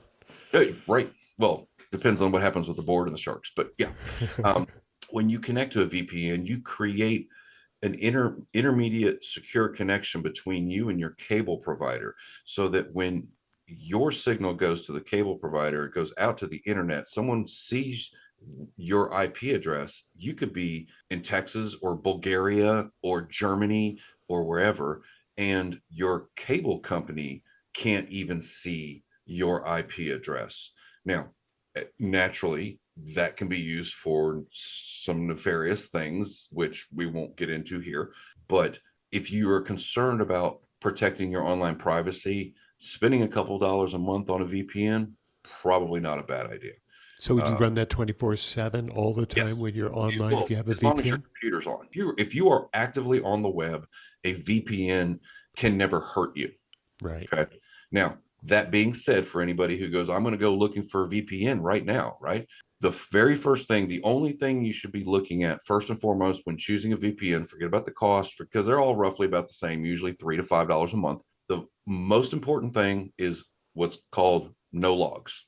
You want your VPN provider to not keep logs of your traffic, because if for some reason there was a subpoena involved or whatever, for whatever reason, Like my piracy or nefarious behavior. yes, those Oh, okay. nefarious people we talked about. If Uh-huh. somehow your VPN provider got subpoenaed to turn over, and we all know nowadays these big companies, they're gonna just belly up and go, sure, nope, have all my users' data, just don't throw us in jail, right? They will Right. gladly throw you under the bus. Well, if you have a VPN provider with a no logs policy, that means that they don't record anything, which means there's nothing to turn over to the authorities. If your VPN that you're looking at does not specifically say no logs policy, keep looking. I'm actually going to be doing some reviews on my channel. I use one specifically. Like I said, I don't want to mention any specific names. I don't want to skew anybody, but no logs is absolutely critical. Absolutely. Is the reason that you don't want to mention brand names is because of your place on YouTube or arrangements or deals? I don't need to know names, but I'm just wondering why Yes, you've made all of, mention of all of that. the above. Everybody's needs are different. For example, the antivirus that I use works for me, works for Hmm. my local clients. If I tell anybody on YouTube that I use that particular antivirus, then I get, oh, that's the worst antivirus ever. You have no credibility with me. Okay. I let Right. people make up their own minds or ask me which one should I use. And then I will immediately say, okay, what do you do? Tell Hmm. me what you Hmm. need, and what some people, Windows, like I told you before, some people, Windows Defender is all you need. If all you want to do is occasionally go to a Zoom meeting or get on Facebook, you don't need to pay for an antivirus. Your Windows Defender will work pretty darn well. If you are somebody like me who gets a client's hard drive and I have to get the data off of it and I have to connect it to my network, transfer it across my network, where now whatever that person has done could potentially infect me. Now I may need extra protection. Some people need the most ridiculous bulletproof protection ever because they are doing nefarious things. So it's always a case by case basis. So I don't want to be the guy who says use this antivirus or use this whatever. Now, if a brand wants to come to me and say we'd like you to make a video about our product, okay, well, first of all, give me a license, let me check it out, let me use your product side by side with mine. And if your product finds things that mine doesn't, guess what? Now we have a video we can talk about. I can say I've talked about this antivirus program for the vast majority of people, it works fine. But guess what? I was wrong. And today's sponsor is actually I'm going to show you right now. Now, it's not for me, it's not about the money. It's not about brands and sponsors. I just don't want to limit, like if you were talking you and me privately, I would tell you what I use and I would tell you why I use it. But I don't want your audience to just automatically take what I say as gospel, because if ever nobody in your audience is exactly the same, you know. So why would I promote one specific program that may not work for everybody? I think that's an ethical way to approach it. It's just like when people come to me and they want help in a certain area, I always ask what their goals are, so I can then frame my response to that. So it sounds like that's exactly what you're doing. Exactly. Well, I mean, my whole purpose of having Ask Your Computer Guy is exactly that. It's what works for Joe is not going to work for Susan. I may give them the same answer because their needs are similar. I may give them two completely different answers because their needs are completely different, you know? So it's all case by case basis. I don't necessarily think what I can tell you is having antivirus protection is better than not having antivirus protection. I think having a VPN is better than not having a VPN. Now, like I said, you know, do your homework, get on YouTube, go to the people that you trust who are going to give you facts and pros and cons. People give you pros all day if brands pay for you to make videos. And I don't do that. I've done several videos for several different products, and at the end of all of them, I'm like, okay, here's the pros, but here's the cons. Right. You know, right. yeah, it's a free product for sure, but there are some things that may not appeal to you, and here's what you need to know. I'm not going to just tell you this is the greatest thing ever. Buy it, buy it, buy it. I'm not about that. I'd rather, it's back to the integrity thing. If you can't, once you lose integrity, you got nothing. So I just try to be as honest and forthright and make every answer that to questions like you gave me applicable to the person asking. Good, but right good. now you represent a lot of people asking, so I'm going to just leave it at that. Right, I can see that. Your counter that we talked about earlier, how is it hooked up to YouTube? And Okay, it's so now we're getting real technical here. It's just a web page. We have YouTubers have what we call, you see the YouTube face, the outer face. We have what's called a YouTube studio, and that's basically we can go look at our numbers or which videos are doing what. Well, one of the pages is active subscriber count, and there's an option on there to see a live subscriber count. And all I did was I pulled up that web page, and because it's on a tablet, I just pinched and zoomed so that you don't see the page. All you see is the number. That's cool. That is really cool. Yeah. Where was the last place you guys traveled? We just got back from a cruise to Bimini and Nassau, Bahamas for my birthday back in January. It was my wife's very first cruise. It was my third or fourth, I think. Wow. And you guys escaped without any communicable diseases or foodborne illness? Oh, yeah. Yeah. Well, I've cruised. What I do, I'm not big on doing all the excursions and stuff. I'm more about just, I always call it a 6-day Uber ride. I just want to eat, drink, not care, and just let somebody else do the driving.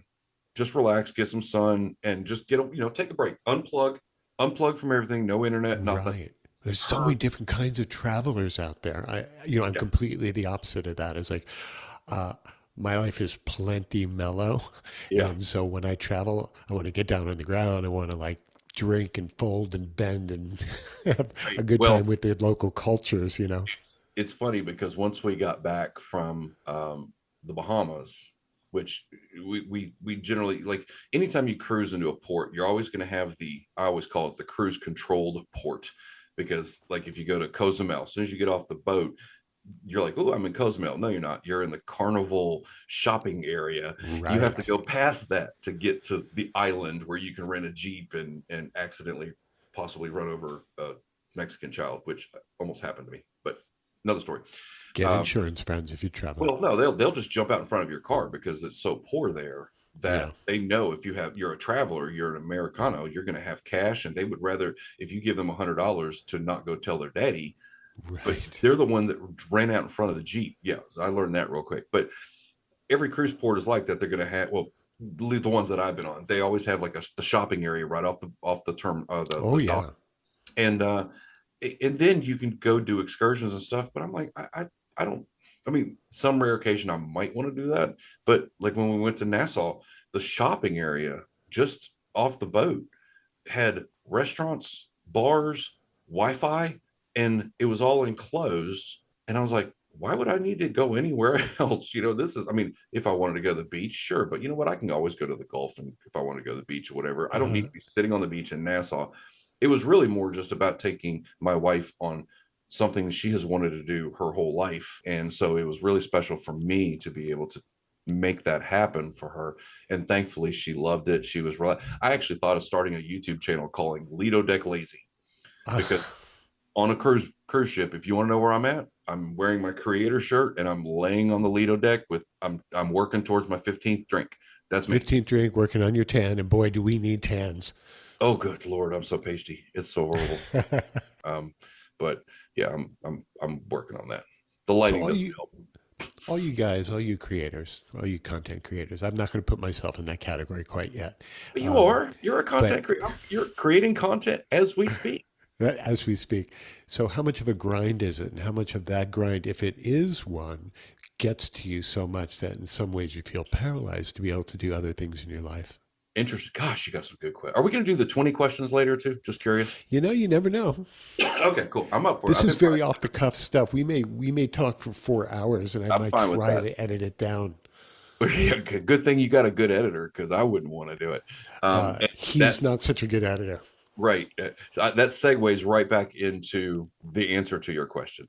It was a lot easier a year ago, 2 years ago, being an influencer, which just hard to swallow that word, but um, it's probably the hardest job I've ever had, hands down. But it's also the most gratifying job that I've ever had. Now, here's why it's hard. Okay, and you can relate to this, but your audience may not. But we'll just as an example, if you go work 9 to 5 and you are a cable installer, okay, you go and install your cable from 9 to 5. You get paid a certain amount of money. You come home and at 5:01, it's your time. Right, you don't have to deal with anybody until 9 o'clock the next morning. An influencer has to be a creative person that comes up with ideas. I have to think of things to talk about. Then I also have to be a videographer. I have to know how to work a camera and how to talk to a camera. I have to be um, a socialite enough to be able to talk to that little box that I'm doing right Right, now right. as if it's Matt on the other side of it. Hmm. Not you. I can see you next to the box, but when I'm making a video, it's just me in this little tiny box, and I'm Right. talking to you as if it's you and me in the same room. So you have to learn those social skills. That's the easy part. Then once the video's done, you have to be able to edit those videos. You have to figure out whether you leave in those ums and ahs, or you make it a long video or short video. You have to go back and refilm things where you found you're accidentally scratched your nose and it looked like you were digging. Okay, I got to Hmm. refilm that. Okay. And then when that's all said and done, then you have to package it, and then you have to upload it. Then you have to come up with a thumbnail that matches that video. You have to put all the description in that video so that when someone reads the description and the title, that it intrigues them to click. And then if you did all that and you've uploaded, Then you have to start dealing with all the flack and the feedback and the comments of things you did not do correctly in the video. I'll give you an example. One of the videos that I made a while back, I was a little punchy when I was editing it. And a lot of what I do is I show you on my screen through the video screen capture how I'm doing XYZ, right? Yeah. Well, I was a little punchy in the editing, and in the video I said, and I specifically said, you need to check this box and click next. Well, in the video process, I left that part. It was the part where I unchecked that box and before I rechecked it to show you, and I cut out the wrong part. And I was like, people will just, well, you said this, but you did this. And I'm like, what are you talking about? And I had to go back and watch it. I'm like, oh gosh, well, go with what I said, not what I show you. But I might have had a couple tequila shots when I was editing. I'm not 100%, but I'm telling you now, unchecked. But you have to deal with that. And then on top of that, you have to try to get exposure for the content, just like with 50 takes, right? You have to tell people that you exist. If you don't, you can't trust some magic algorithm to find you, but you have to tell people about yourself so that they start following you, so that the algorithm then says, hey, this looks kind of interesting. But so you have to be a marketer, you have to be a promoter. And then on top of all of that, the influencer, where you have to now comment and reply to people. So now you're more of a I don't even know what they call those people, but basically the people that just sit there and reply to comments all day. That's a thing, right? And then on top of that, you have emails that you have to deal with. You have brands, you have sponsors who want to work with you. And then you have to figure out, are they going to offer me enough money, and is their product good enough for me to dare show my audience? Because I've got 100,000 people here that trust me to give them good advice. Now, if I were to just be like one of those people that's all about the money, I make 5 times what I make, because I get offers every day. Hey, we're going to give you this fancy pants $3,000 whatchamajiggle. And I'm like, but my audience is not going to care about that. They don't care about camping supplies. They don't care about energy drinks. They don't care about LED garden gnomes. They care about tech and computers. So I generally only work with those people that are because my audience is that's why I'm here, because those people trust me, and I'm not a sellout, right? There are some times where I might get a little bit away from that, but it's like if it's coffee, for example, because I drink coffee all the time. And I'm like, you know what? If a specific brand wants me to talk about their coffee while I'm making a video, and you see me drinking my coffee, you're like, by the way, guys, this is a really good coffee. You got to do all of that and then turn around and do it all again. Right. Every single day for the rest of your life.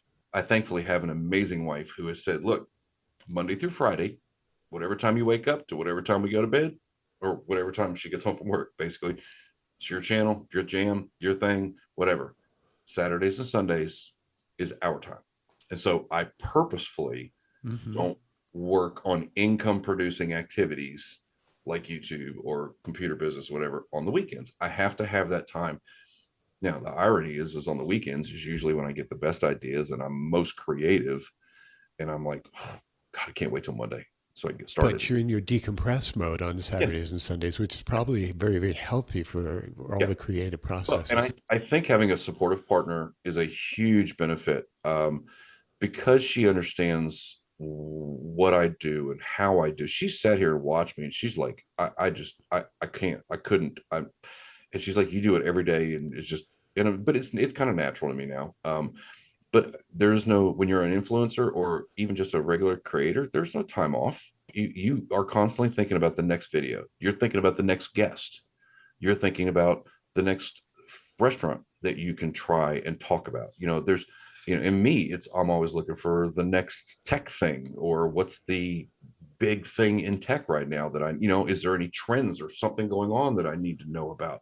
So it never stops, but you can force it to stop to keep your sanity. And thankfully, I like my wife a lot more than I like my YouTube channel. So that dovetails back to the beginning of the previous question I asked about. Kind of cool how I did that, right? You caught that? It was very good. We're going to talk more about wifey in a little while. Okay. But, do you keep yourself on a regiment that you are going to release X number of pieces per week or month, or how does that work? And will you not go out of town? Will you not go to the bar and have your excessive amount of tequila because you have work to do? How tied to this are you, and Okay, how so much first of free all, it's time can you only take? it's only excessive tequila if I say or do something stupid.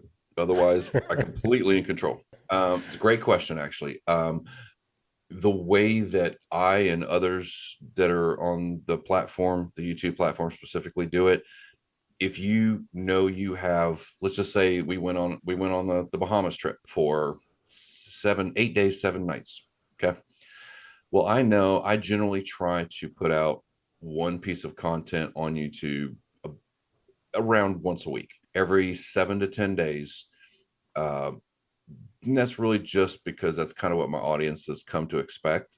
You don't want people to forget you exist. Um, so yeah, 7 to 10 days is generally what I try to do. So literally from the time that I finished uploading one video, I've already made two or three others that I'm editing, and maybe this one just needs a thumbnail, or maybe this one needs got the thumbnail but it needs an edit, or could be a brand. For example, I've got a video that they're like, we want to put our ad in a video related to our product, so I have to pick one of the videos I've already kind of pre-made and figure out what one would be perfect for that ad spot, and then pour everything into that and do all of the things I just listed, all those different hats that I got to wear by the next week. Now, when it comes to like vacation, if I know, for example, I'm going to be gone for, let's just say 10 days, like we were, I know that I could release a video right about the time we leave, and I can have another one release roughly about the time we get home. And thankfully, YouTube lets you schedule those. So you can Perfect. upload it and it's ready to go. And you just say, on this date at this time, go public. It's So in the can, so to it's speak. in can, right? So literally, when we're sailing back from Bahamas, one of my videos went live and I was out in the middle of the Gulf. It's kind of nice. A day later, I'm like, hey, my video that I forgot I scheduled is doing pretty good. So you can buy your time back because you don't have to do that grind. If you can make enough content to have in the can, I've got Right. them. And ideally, I'd love to have 8 to 12 videos ready to go at a moment's notice. That way, if I want to just take a month off and breathe, or my wife maybe wanted to just go take a 2 week vacation or whatever, no big deal. I've got these videos. I could schedule this one, this one, this one, and boom, it's done. So you can, you can. I'm not always good at that. Um, I try to be, but I'm also a Capricorn, so I'm kind of a perfectionist. And with You believe in perfection. well, I believe that it's unattainable, Okay. uh, but it doesn't stop me from trying. Okay. And I will edit a video, and then I will save it, and then I will go watch it. And I'll sit back with my coffee or my tequila, and I'll watch it, and I'm like, yeah, I can get rid of that part because nobody's going to care, or that Uh-huh. really sucked, or I really need to and I do that, and I watch every video that I upload. I probably watch no less than 5 or 6 times, and then I run it past my wife. And Hmm. if she says, hey, that's not bad, there you go. Now I So got something she's I your can release. stamp of approval, so to speak. Well, she's, like I said, she's a YouTube viewer, but she's not a YouTube junkie. She's like me. Right. Most times she goes to YouTube to find an answer for a specific thing, but she doesn't sit and watch YouTube. Now her biggest problem is she's got this thing about my eyes, and she's told me I can't focus on what you're talking about because I keep staring at your eyes. And I'm like, well, just look down. I mean, good God, why is it so difficult? Just listen, or close your eyes and just listen. Oh, okay. I'm confused. She gets thrown off by looking at your eyes, Yes. or you get thrown off by looking at hers.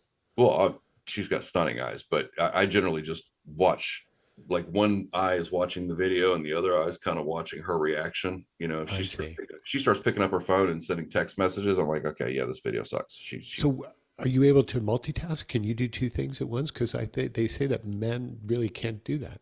Yeah, well, who says that? Women? They're That- probably right. Probably the Um, women scientists. You're right. they're probably right. We actually just had a conversation about this the other day about whether people actually truly can multitask, because I don't think, I think you can have a bunch of things going on at the same time, but I think you generally can only focus 100% on one thing at one time. I may have 8 things on the board that I'm in progress, but just because I'm maybe spending 20 minutes doing one part today and 20 minutes a little bit later, I'm not multitasking. I'm just doing bits and pieces of all these different things.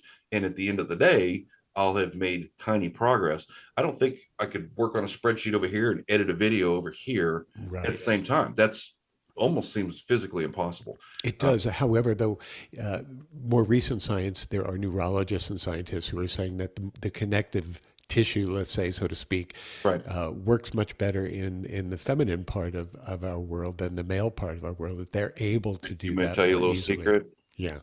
Everything works better in the feminine side of the world, whether it's their brains, what they tell you, their eyesight, their judgment, their hearing. You just accept the fact that we're going to be taken over by women at some point in the planet. It's just going to happen. And if you're not sure, ask your wife, because she'll tell you. So you work clean on your show because of the kind of, but do you work clean on other guys' shows? Define clean. Well, do you let it all hang out when you're guests on other people's programs? I generally try to just be myself. It depends on the host. It's a reactionary thing. Like, for example, I've watched all your stuff, and I know there's an occasional wordy nerd that pops out. So I know like F-bombs and a couple other ones, but I know it's, would you like to say a couple of the words that I really don't, because that'll end up in the YouTube short. You are answering my question right now. What I can tell you is that I think that you can still be yourself and be a quality creator and put good stuff out there without having to resort to foul language. Now, but on my channel, I want anybody to be able to watch my channel and not be like, oh, well, I can't listen to him because he curses or whatever. I just try to not curse if I can avoid it. A little while ago, we'll get away from the whole how you work, Blue, or otherwise. A little while ago, you had mentioned a couple of your destinations that you traveled to. Now, both of them sounded like warm weather destinations. Is that your typical go-to? Anywhere that's warmer than here, yeah. And so when you travel, it's usually in the cooler months? Yeah, that's probably true now that I think about it. It just so happened we went to, like I said, we went to the Bahamas in January for my birthday. But we took a vacation last year to Tahoe, and because she had never been there before. I had never been there before, and it was cold. I was like, I'm enjoying being here. It's beautiful weather, but it's so cold. I can't wait to get back home where it's only kind of cold. But it's about the experience. I generally just try to go to places that are nicer than where I'm at the particular time. I have a friend who loves to cruise. It's the only way they travel. And for years, decades, they've been saying, Matt, you got to go on a cruise. You can eat 24 hours a day. And, I tell them, I can eat 24 hours a day right here. I don't have to go. I watched that one. I was just thinking about that because my wife, she was out there listening to me while I was watching it. And she just kind of rolled her eyes when he's like, no, cruising. I'm like, I don't cruise. I'm like, what's wrong with you people? But but you're right. You can theoretically, but you can't eat 24 hours a day for free. So there's that. How much does it cost to eat for free, Scott?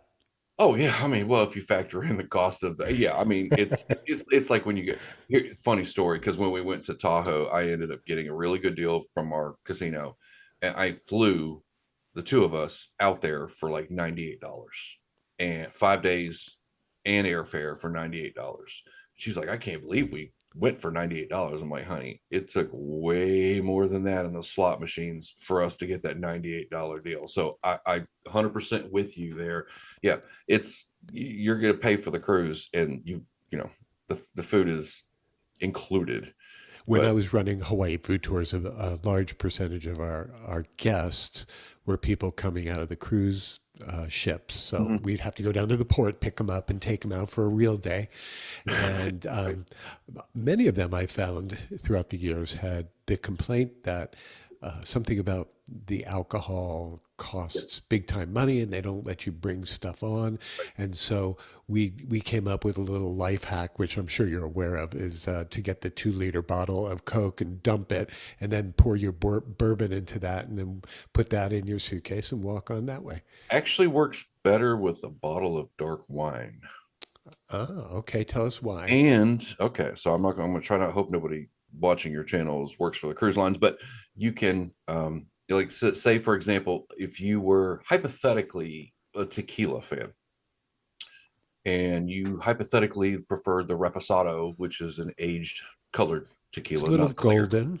Yeah, it's got a little Uh-huh. little tinge of gold to it, Hmm. as opposed to a blanco clear, right? So say you really liked tequila reposado and you hypothetically had a $3 or $4 Aldi bottle of wine.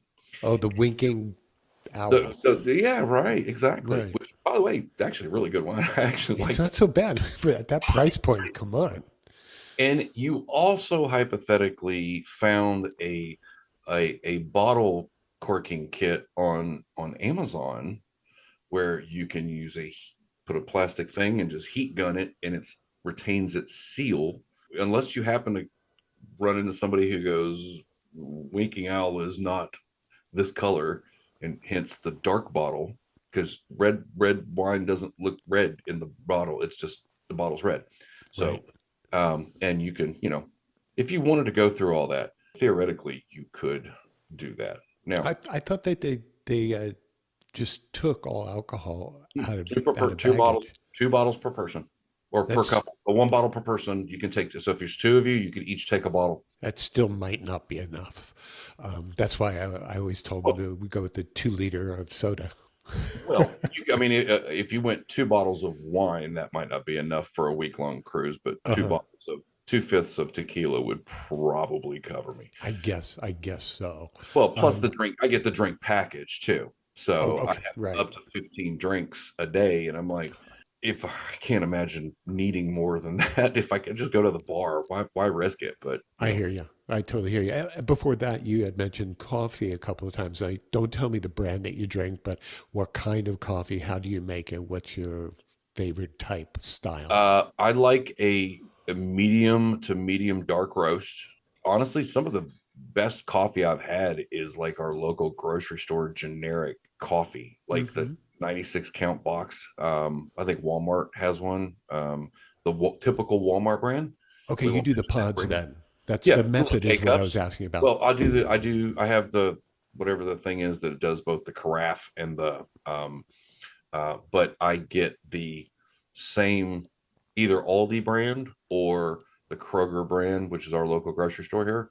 I'm sorry, the Walmart brand or the Aldi brand. Hmm. Uh, whatever their dark roast is, I use the can for the carafe that I just have made every morning, and then usually when it depends on how much my wife is here. If she's not here drinking a lot of coffee, that's usually good. If she's on a weekend, I'm usually having to go hit the K cup because I'm not done.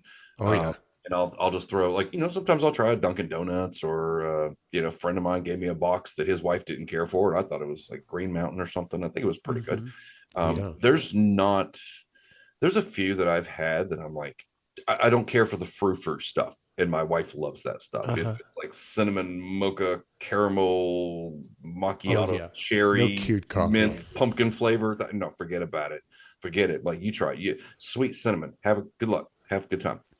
Those will last all year because I'm not going to drink them, but For she most will. of my life, I drank typical American drip coffee, Yeah, and because I've traveled so much to Europe, I never really could get the feel for espresso and so on. yeah, But come 2019, right before the COVID shit show, right. we got an You was espresso dirty. maker because Okay. oops, sorry. Um, we got an espresso maker because we had friends coming in from the Right, Netherlands who were going to stay with us in right. 2019 over the holidays. And you want And to we accommodate their tastes, right? Sure. exactly because yeah, if you have to take them out for espresso, they will break the bank. Right. So we picked it up And ever since that day, we've never had another drop of coffee made in any other method. We fell in love with it right away, maybe not, but then now, what are we, 4 years away or down the line from then? Yeah. That is the only way we drink coffee. You don't appreciate the McDonald's coffee or the drip Right, coffee from right, any other place. And so it just right. happens, your taste can change like that. Well, it's a funny story actually. I told you I'm full of stories. My regular coffee maker, which is a carafe and a K cup, it's a brew station, I think. Hmm. Well, the K cup just decided not to work anymore. By the way, if Hamilton Beach is listening, I could use another one. But she Please, no, bought no brand name, Scott. no. Well, I mean, they're not going to sponsor my channel, so if they just happen, I don't want to give them bad publicity. I love the Hamilton Beach when it works. But she went and bought when the K cup stopped working. She went and just bought another little K cup thing because she just does what she wants, and I don't argue with her. But hers has the little, and I don't. It's not my jam, but it's got the little frothy thing. Maybe that's what you're talking about, where it like mixes the milk and it does all the things, and then you put. I don't know what all it does. Oh, you But mean the steam wand to yeah, right, froth up right, the right. milk? That Okay, thing. Yeah, yeah. she loves that thing, and I don't. I just don't have the patience. It's like a lot of work for a cup of coffee. Ah, okay. But she loves it, and And so who are you to say no? if she wants it, it's her money. You do you, boo. Go That's her go jam. buy your little. Because I was gonna go buy another one with a working K cup, um, but we just didn't have the patience for that. So, Hmm. but yeah, she likes the fruit coffees. That's what got me thinking about all the little cinnamon maple angel cookie flavor. I'm like, bleh, no, not my jam. Just give me That's coffee. By the way, yeah. thank you so much. I don't know if you noticed, you see my channel, but I actually love that logo that you create. I actually made that my avatar on my channel now. I love I that. did see that. That was very cool. But it's funny. When I was doing that for you, I said, Scott's the computer guy. He's probably way ahead of me on all of this stuff Nope. because the AI is one of the things that I did want to talk to you about, and obviously that's not freehand. That Right. was done by the good old computer. I was gonna ask you how you did those Yeah. because those are pretty awesome. Pretty Okay, awesome. so I want to turn you on to this thing. You may or may not know it. I'd be surprised if you didn't. Oh, Edge. Copilot.microsoft.com. Yeah. So In they've Microsoft got Edge. the designer thing. So you just prompt it with what you want, text, and it will text to image. I actually tried that when they launched it. Uh Uh, huh. I played with it a little bit, and I was trying to create some images, and it kept telling me it couldn't create an image. I thought maybe I'm doing it wrong or whatever. Maybe I'll spend some time trying to figure it out later. But I know AI is fantastic for like, especially for creators. Wow. I think people figure out how to implement AI. It's going to put a lot of people out of work. Oh, And I think it's already happening. there's actually a say because a lot of people are like AI is going to take over the world. It's going to replace my job. No, what is people? You're not going to lose your job to AI. You're going to lose your job to somebody who knows how to use AI. Hmm. Big difference. Could it possibly be that 90% of people in a certain field are going to lose their job to AI and that they're going to keep on 10 just to overview and oversee? Well, I mean, you can look at it like like auto factories. I mean, back in the day, cars were built by a assembly line of people, Right. and Oh, now it's thank you, all baby. robotic. It's all robots. Look at So, this, buddy. oh man, I would show you mine, but well, it's an audio podcast. But I have a coffee This, cup that's I have to be careful not to show on my videos because it's well oh, probably tell not us appropriate. why. Not it's not appropriate for all. Well, okay, we're gonna. It's got language on it. Is that what we're saying here? It's I'd love to see you squirm. I just have to tell you. thank you for that. I'm trying to. Okay, well, since we're just talking about here, just as long as your audience does not go. Okay, I don't know if I can ever trust this guy, but basically, the coffee cup Well, they already says. feel that way about me, so don't worry about Okay, fair enough, fair enough. it. Basically, it was a gag gift from my wife, and it basically says, "Thanks for all the orgasms. Keep that shit up. Love, Cindy." And I was That's like, beautiful and heartfelt. it's very heartfelt. And it was very special. It makes me laugh every time I pick it up. But for natural reasons, I'm probably not going to be drinking from it when I'm on the set, so to speak. On your set. Right. Now I It do would have fit right in here. well, I do have another coffee cup that a friend of mine gave me, and it just says "Surrender the Booty," but it's got a pirate logo because I like pirates and the whole Johnny Depp Pirates of the Caribbean thing. So Oh yeah. he got that for me, and I was like, okay, that's safe-ish, But yes, Cindy's cup is probably not gonna fly. Oh, I love that. That's great. I'm gonna have Well, to ask. it's not really so bad except when her mom pops up every now and then, and I Right. forget to go swap cups. I'm like, Right. hey, mom. She's like, nice coffee cup. I'm like, oh God, I'm You in know, trouble. full disclosure, Scott, earlier on you said, if you don't have to, if you don't lie, you don't have to cover up. And so you don't have to go through your house to like hide stuff from, peeking eyes who are coming to visit. Yeah. I mean, on the one hand, it's like, well, she is my wife and this is my house. But on the other hand, it's her mother. And, Right, right. and And I'm that's a like, certain demographic you'd need to connect with. well, she likes me for now. So I don't know. That could change. I Right. mean, we've only been married 6 months. So we'll see. Oh, this is brand new. Yeah. This is brand new. No wonder. That Third time's the explains charm. Oh yeah, that there's tons of stories there, but that might be a follow. If your viewers don't all run for the hills, that might be a follow up podcast. Be like they're last time gone. They're gone already. they're gone. Um, They're good. third time's a charm for you or her or both of you. Both, No kidding. both. Yeah. Uh-huh. We both. I mean, we're both are both our grown kids are grown.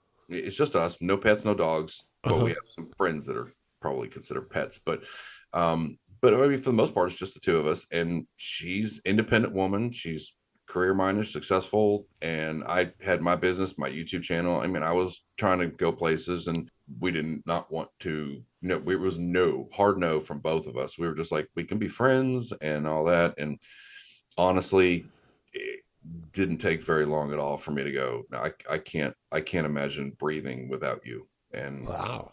I said, we both said we're never getting, we could be dating or living in sin or whatever you want to call it, is that we're not getting married again. I'm not going through all that. And eventually I was like, I got to put a ring on her finger because she is the reason that I have made it to this point. She's the reason I went through all the shit Right, to right. get to this moment. We both learned what we didn't want. And when we both sat and had an adult conversation and compared notes. And again, once we agreed that we didn't like beats, it was kind of easy from there. Huh. Because but we just talked with principles, morals, what you like, what you don't, and it was like she is absolutely my perfect. She is my human. I call her my person all the time. She was literally designed for me, and I'm just super elated. I just wish I had 50 more years with her instead of maybe only 20 or 25. Um, but Right. I'm gonna enjoy every minute of it. Before we drill down on the whole beats thing, where and how did you guys meet? Okay, so remember I told you earlier there's always a funny story, right? Well, I'll try to make this short and sweet. My friend, who sometimes is more of a pet than a friend, um, had decided to go out to local bar one night and called me up and said, hey, why don't you come hang out with us at the bar? And I'm like, sure, why not? I need a break. As we are walking in the door, that's when he tells me that my girlfriend that I had recently broken up with and didn't talk to, and it wasn't very good terms. By the way, she's going to be here and she's sitting at our table. I'm like, you son of it was, the words were not pretty. Right. So I sucked it up and I sat there like a little 5-year old, just all bent out of shape. And I'm madder than a hornet at this guy. I mean, I love him to death. He's one of my best friends, but I'm like, I'm gonna find a way to legally kill you. I'm just gonna do it. I was like, I cannot believe you just pulled the worst possible bro move ever, you know? So anyway, long story short, Cindy, who had just met him not too long before, I had known him for a while, but she had just met him not too long ago, had popped in. And anyway, long story short, she was about to head outside and went out to the little patio area there. And I'm like, you know what? I'm coming with. So I'm like, I didn't know her from Adam. I just met her. And I went out there and just, I was like, okay, you're a girl, you're his friend. I'm going to ask you a question. Can you be honest with me? She's like, sure. And I said, I explained to her what just happened. And she's like, oh God, no, bad, bad, bad. Then I'm like, well, he's been drinking. I don't know how to deal with this. And she's like, well, don't talk to him tonight because it's not going to do any good. He's drunk. Go talk to him face to face, man to man, friend to friend. Tell him he did a boo boo, and we worked through all that. We, he was like, I'm so sorry, blah blah blah. But it gave me the opportunity to talk to her, and Mm-hmm. I was like, I kind of like this girl. She's got a good head on her shoulders. She's smart. She's pretty. And then our friend invited us to go hang out at our local. We got a little beer fest locally here in town. One of my friends owns the establishment, and it's just a big kind of an outdoor thing, music and just people drinking all kinds of beer and just relax and anyway. So he invited both of us up there. Neither of us wanted to go, but we both independently decided that we were going to just go and just have a good time, right? And I went up there, and there was the table that my friends were all sitting at, and there was one seat open, and it was right next to her. And so naturally I sat down and I just started talking to her, and haven't stopped talking since. I didn't want to believe it, but I knew that night. I was like, this woman is in my life for a reason, Mm-hmm. and get out of my own way and just let it happen. And best decision, I made a lot of bad decisions. And this one by far was the best decision I've made. And that That's was the short, with that's the short version. that's a short version. And that was Yeah. within a year. You've been married 6 months, you said. No, it was April 22, Mm-hmm. and we dated for about a year. And May of 23, I asked her to marry me, and then September we got married. Ah, okay. So yeah, Wow, that's very cool. about a year and a half between start to finish. Well, not so bad. That was pretty darn quick, actually.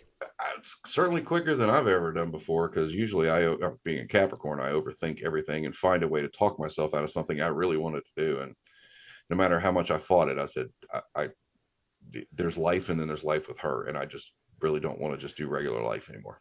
So I get it. I get it. That's she a makes second. every aspect of my life better. Well, we're going to have to make sure she listens to this. Oh, I already asked her when we took a little break a little while ago. I was like, you Hmm. can actually listen to this thing, and she's like, oh yeah, especially if you're talking about me. I was like, okay. Oh yeah, yeah. I But think so we should far, get her on the horn right now. no, no, we should not. Scott, you made in our short period of time together so far here on the air, you've made two references to your sign, your astrological sign. So, are you of the belief that there are only 12 different types of personalities out there? Oh no, I've been married to more than 12 of them.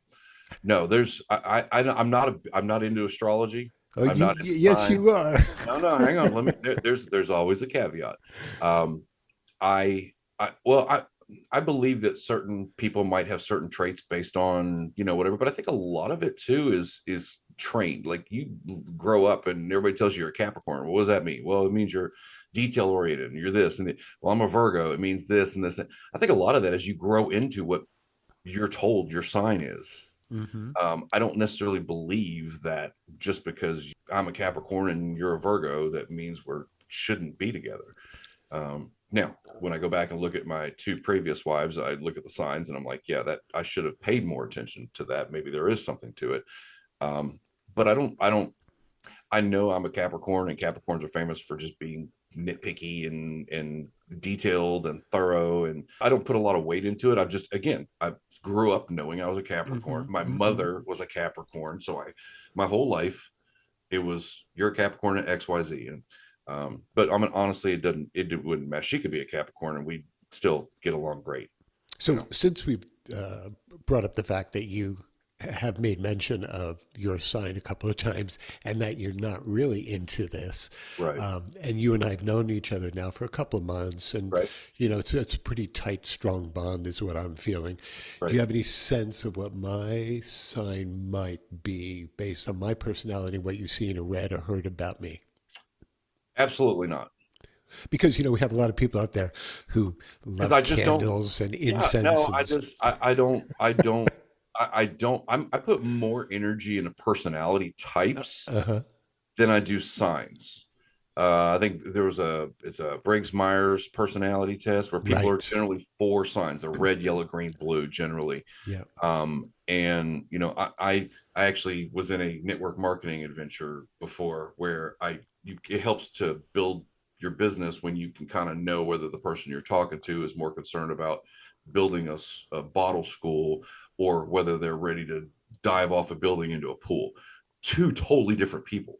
I'm an Um, INTJ. well, I can't Is even that what remember. you mean? Well, Is that I know what you're talking about. right? We Okay. based ours on colors. Okay. Red's generally going to be like aggressive. Just give me the facts. Decision made. Go on. Mm-hmm. Don't talk Mm-hmm. to me again. Yep. Blues are let's party, party, party. They work all week to party on the weekends. Yellows are like the nurses, the teachers, the people that care more about other humans. They're the ones that doctors, without borders, those kind of people, the people that just care more about other humans. Those are the yellow people. And then there's greens, this guy right here, Uh-huh. Uh-huh. who are you give if there's a spreadsheet I can look at, I'm all about it. If there's numbers and facts, if there's a brochure, I've got to read it cover to cover. If Mm-hmm. there's whatever it is, I'm the guy that reads the terms of service agreement top to bottom. Oh, so you're that guy. Yeah, the overly analytical, the one that you just like, dude, will you please just make a decision? I'm like, I can't make a decision without facts. Now I've slowly gotten away from that, starting a business, dealing with people who are kind of mean sometimes has kind of Mm-hmm. made me a little less that guy. Usually it's like, I got to make a choice. Okay, you know what? I'm just going to go. If I'm wrong, but whatever. But when I was in the network marketing thing, it really certainly helped because if you know what type of person that you're talking to, you know what not to say to them. Mm-hmm. People who are business owners and executives, they don't generally care about building bottle schools, and people who are concerned about financial success and investing don't care about jumping off a 30-foot diving board. They're risk management type people. I'm a low risk guy. So I spend more time paying attention to color types and personality types. And admittedly, it's been years since I did all that, but I did learn that people aren't just people. They're people. People are different types of people. There's some people that I meet immediately, and I'm like, that guy likes to party, and I need to stay Mm-hmm. away from him. Because that's gonna be the guy I'm sitting next to in jail, and be like, wasn't that fun? I'm like, no, dude, I don't have the bail money. What do you mean fun? I Exactly. don't have a lawyer. I have found that I just enjoy people more than I used to. Uh, Now that I've started to see little quirks in people that I'm like, hey, that guy right there, I bet he's a party guy. I bet you do. Don't let his facade fool you in his nice clothes. I bet you that guy likes to rock. And that's a good thing. Yeah, it can be, Yeah. but Yeah. more importantly, it has really taught me more the people to either avoid or step up to a different color personality type. Because, for example, this is one thing we always learn. If you're a red personality type, it's generally executives, people in power, people with the suits, the clothes. You don't go get you don't say, give me a shot of tequila at the bar. You say, I want a shot of 1800 Reposado one cube. They don't Mm-hmm. have a watch. They have a Rolex. They don't have a Mm-hmm. car. They have a Lexus RC, or so. They're brand oriented generally. And so when you hear somebody order, they don't order a gin and tonic. They order a Tanqueray and tonic.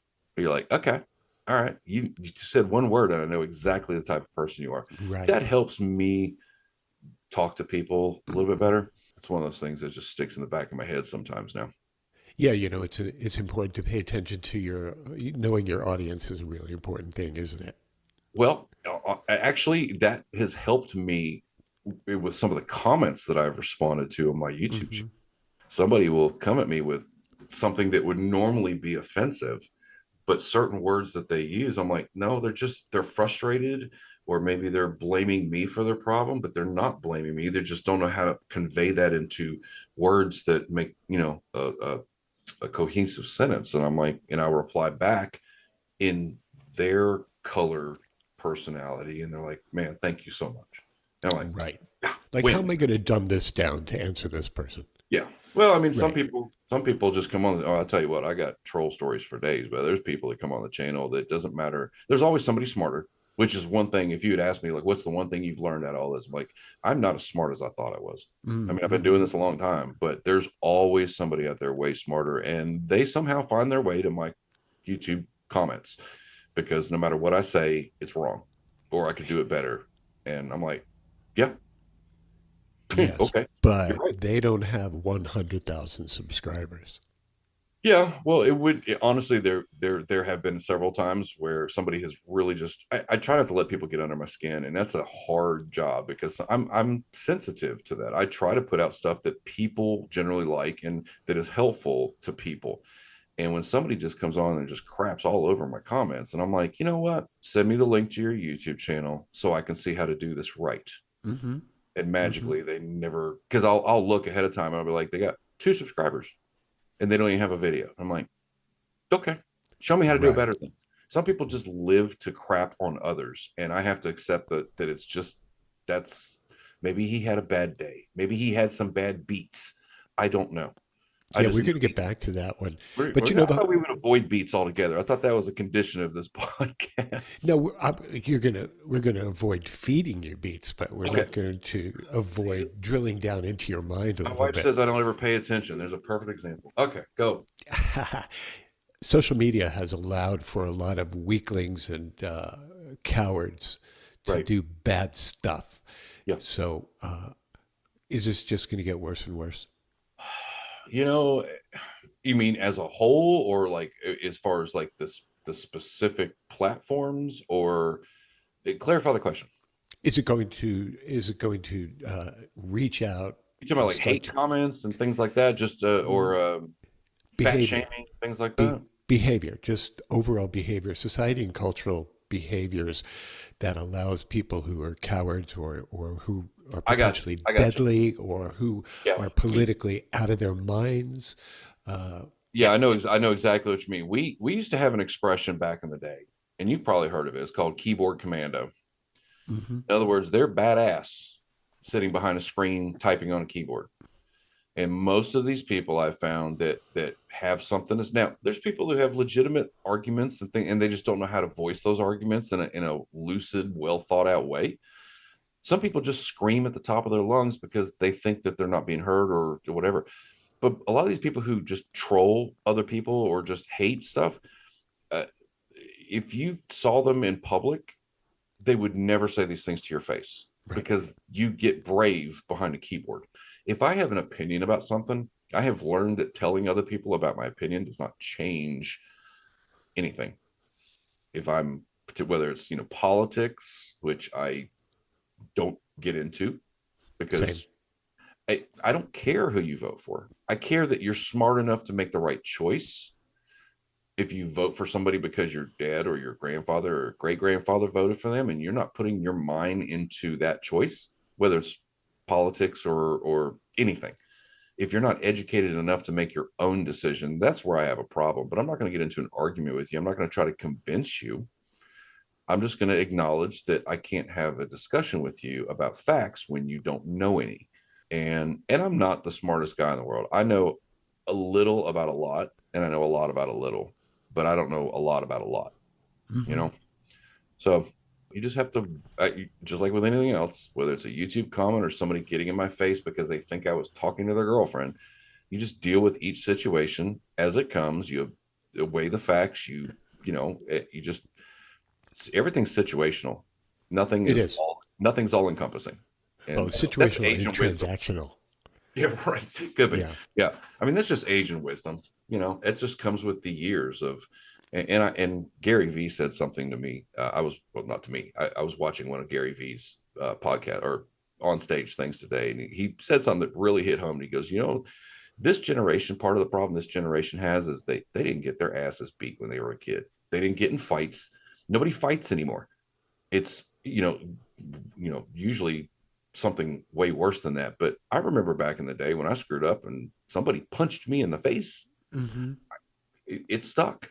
And nobody does that anymore. And I think that's part of what you were talking about earlier about the generational thing is the whether it's the parents or the kids. I think a lot of kids just need to either be swatted or as my ex-wife used to say, dusted off, or just, nobody gets grounded. Nobody gets in a fight anymore. And I think I hate to say it, but those were kind of the good old days, when you were grounded. It Right. didn't matter what the girl looked like. You were grounded. Sorry, buddy. Yeah. You know, Yeah, there are no consequences anymore in today's generation, and from 100%. what I can see, it's 100%. getting worse. Meaning that there are going to be fewer and fewer consequences for the activities and actions that people are taking. So, how do we fix that right now? Oh God, man, if I had that magic pill, I think I don't think it's something we can do as a society, because the society as a whole can't even agree that the sun comes up in the east. Mm. And it's like, how do you convince someone, 80% of people out there believe the sky is blue, but there's always that 20% that will argue with you. So how do you convince 100% of people anything? I think each person has a inherent responsibility to not only, if they bring children in this world, to do the best they can, to sacrifice where they need to raise that child to be just a little bit better than they are. I think if you have a platform in life where you can reach out to people, I think you should not waste that and actually do some good in this world. And I think if you see something that needs to be fixed, don't wait for somebody else to do it. Just go fix Uh, it. If you see somebody, in a wheelchair scraping snow off their driveways, you know what? Pull over and help them out. Um, I think if everybody just did a little bit more than they're doing, the cumulative effect would be amazing on this planet. right. It would be But nice if that. I'm not a philosopher or anything like that, and I don't know how to fix this world's problems. I just know that I can do what I can do, and hopefully I lead by example. So, do you feel that there's a more positive or more negative thing to come when it becomes your life or your outlook or the world's life and the world's outlook? Okay, so I have to break that into multiple parts. For my side, my personal life, I think it's going just up upwards with no looking back. Part of that is because I chose to make that happen. Mm-hmm. I put in the effort. I did the things. I sacrificed. I said no to a lot of people so I could stay home and work. Um, I also make time for the people that matter to me. My wife says, "Hey, can you come here for a second?" Yeah, it doesn't matter what I'm doing. Stop. Go do that, because she'll remember that. She'll also remember if I couldn't make time for her. Or same with your children. Make time for your children. Now, as a whole, as a society, I think everything kind of goes back to politics, because we have become so politically divided. My dad was a staunch Republican for years. And so I grew up Republican because Mm-hmm. that's what my dad was. I didn't know the difference. I just knew that he screamed at Democrats and clapped at Republicans. Okay, well, that's what I'll do, right? And eventually I just said, well, let me just kind of weigh pros and cons and use my own brain and decide for myself. But he told me something many, many years ago that stuck with me to this day. And he used to say part of the reason that things, during the Reagan years, for example, things would get done. Ronald Reagan was smart enough to understand that out of 10 issues, 6 of them we can agree on. We can agree that veterans deserve to be treated better. We can agree that people shouldn't be eating out of trash cans. We can agree that people shouldn't have to work just to pay taxes. Okay. So out of 10 issues, any 10 issues, Republicans and Democrats can agree on 6 of them publicly without losing votes. Now, the 4 things that we don't agree on, maybe, socialized medicine, welfare state, all the different things that divide us, gun control, things like that. Abortion, Those the hot Abortion, topics. 100% abortion, right? All Mm-hmm. absolutely women's rights, and having 2 daughters, by the way, is kind of what pushed me closer to the middle, for the record, because I lean more that way now that I've actually had daughters and have Mm-hmm. listened to them talk about their bodies and things like that. Six out of 10 things you and I can agree on. I guarantee it. Pick 10, we'll agree on 6. So let's agree that those 4 things, we're just going to hold those close to the vest. You and I are never going to agree on them. And let's spend our efforts. Let's take our time and work on those 6 things that we do agree on. That's how you change the world, because now we've just made a 60% increase in solving whatever 10 issues we had because we can agree to disagree on the other four. That's how Reagan got stuff done back in the day. The best politicians know sometimes you just have to give in to get the bigger fish, to get a bigger goal. I didn't like this. And politicians get punished for votes. And again, I don't get into politics, but politicians will get punished and sometimes kicked out of office or voted out of office because they voted on something that was inherently opposite of what their demographic or their voter base supports. But they did it for the right reason, and it was for a better overall cause. The Iraq War was kind of the same thing. We all went through that. People voted for it, but then they got punished for it. I just think until the money gets out of politics, nothing's going to change. So to answer your question, I only see it getting worse because even in the past 10, 15 years, I've seen the political divide you can't even talk to somebody now unless you're the same party, which is why I don't ask people what party they are, because that could instantly, just like that, make you not hear anything I had to say. That's part of the problem is we got to get rid of that divide. And part of the reason you get rid of that divide is, or how the way you get rid of that is to take the money out of politics, because people vote their pockets. Politicians don't vote their conscience. They vote their donors. Right. You got to cater to that market. You take money and lobbyists out of Congress, out of politics, all of a sudden they have to vote their conscience. And then the voters can actually determine whether or not they agree with those things. So those are great points. However, I don't see that ever happening. I just don't. Right. And unfortunately it's not. I joke with people all the time. I said, I'm moving to Saturn because there's nowhere I can go, How about Uranus? Well, you moved to Uranus. I'm not moving to Uranus. And I think it's printed. Neil deGrasse Tyson would say it's probably Uranus, but we'll just let that slide. Like, what does he know? Just because his cranium is like that big. You can blame him because it's his fault we don't have Pluto anymore. But actually, it's not his fault. But I'm a little bit of a science geek if you haven't figured that out already. Yeah, no, I definitely dig that kind of stuff as well, for sure. So I would say it's a Capricorn trait, but it's probably not. There you go again. So you still now, Scott. So you just have no idea who I am yet. So okay, back to the beats. Want to kind of wrap up the beat story? Is it because you both had traumatic experiences as a child, eating canned beets that were pickled or mommy put in soup or salad or something like that? Or was it a more grown-up experience when you had a beautifully roasted golden beet with a little bit of walnut and honey? And tell me what the thing is with you two. Well, I'm not going to speak for my wife because I'm sure she has her own beet trauma. I don't think we've ever really gone in depth because I just don't want to talk about it. I hear you. I have had pickled beets before, and I didn't think they were horrible. But it was enough for the two of you to bond over it. See, this is what I'm going for. We had a beet bonding, right? And I, when you question whether or not you made the right choice with this woman, and she's like, the conversation, I was like, well, she's into cooking, she's into food, she loves to. So I was like, she's like, do you have anything you like to eat or, whatever? And I'm like, as long as it's not beets. And she just looked at me like, oh my God, that's my man right there. And so it's just kind of now pitter patter. She won't even cook them.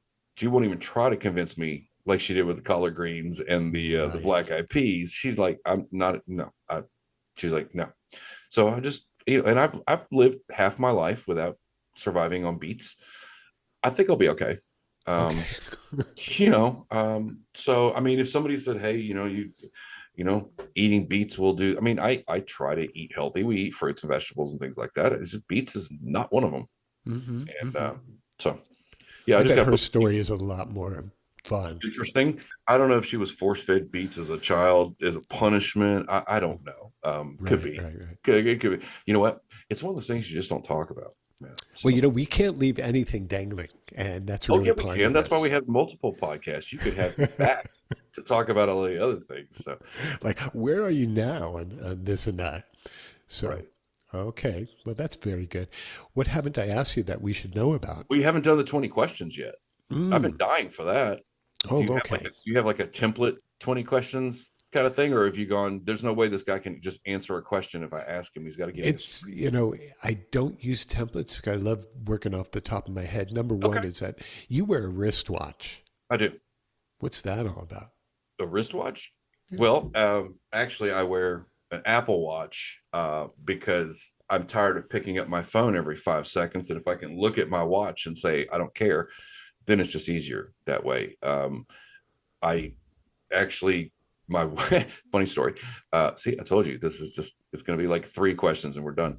When we went on our cruise, they recommend that you wear a you go just get a cheap little $5 watch and set it to cruise ship time, because cruise ship time doesn't change even if no matter where your location is, and the boat leaves on cruise ship time, not what time it is locally. And that's a good way to end up not on the boat. She went and ordered me this little $6-7 real traditional watch with hands and everything, and pretty blue face and nice leather band, and I love that thing. And so now I end up wearing that more than my Apple Watch, which has to be plugged in and charged and all that. Um, so yeah, that's the wristwatch. Cruise ship time, is that a metaphor or is it No, it's related to cruise ship. where Yeah, cruise lines cruise are ship time is registered? yeah, cruise ship time is generally going to be the time of whatever time it is whatever time zone in the port, that your departure port.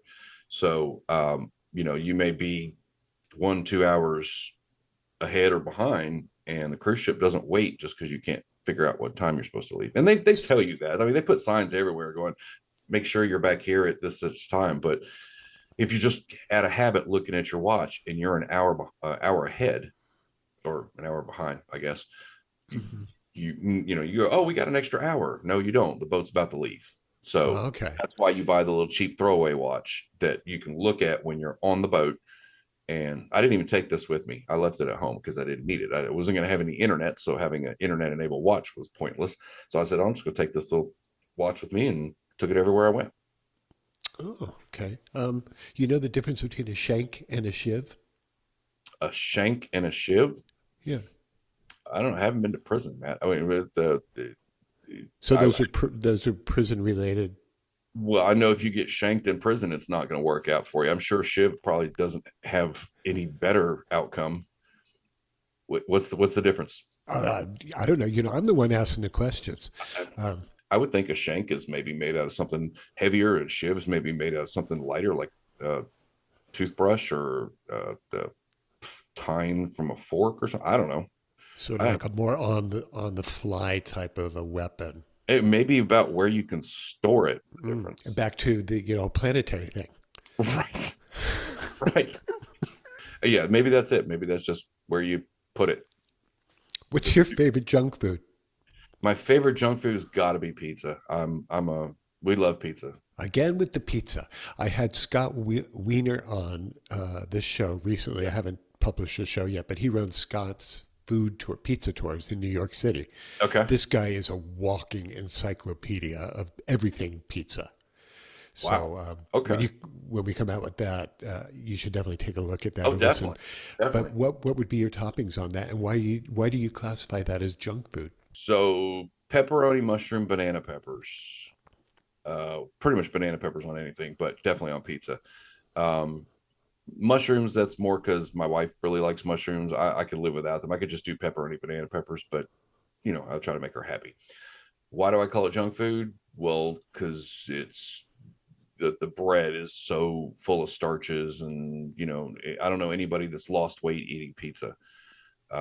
It's just traditionally just one of those things, but it's also a weakness, and it's one of those things where it's like, I don't crave it often, but when I do, nothing else is going to work. I just got to have a hot, fresh pizza.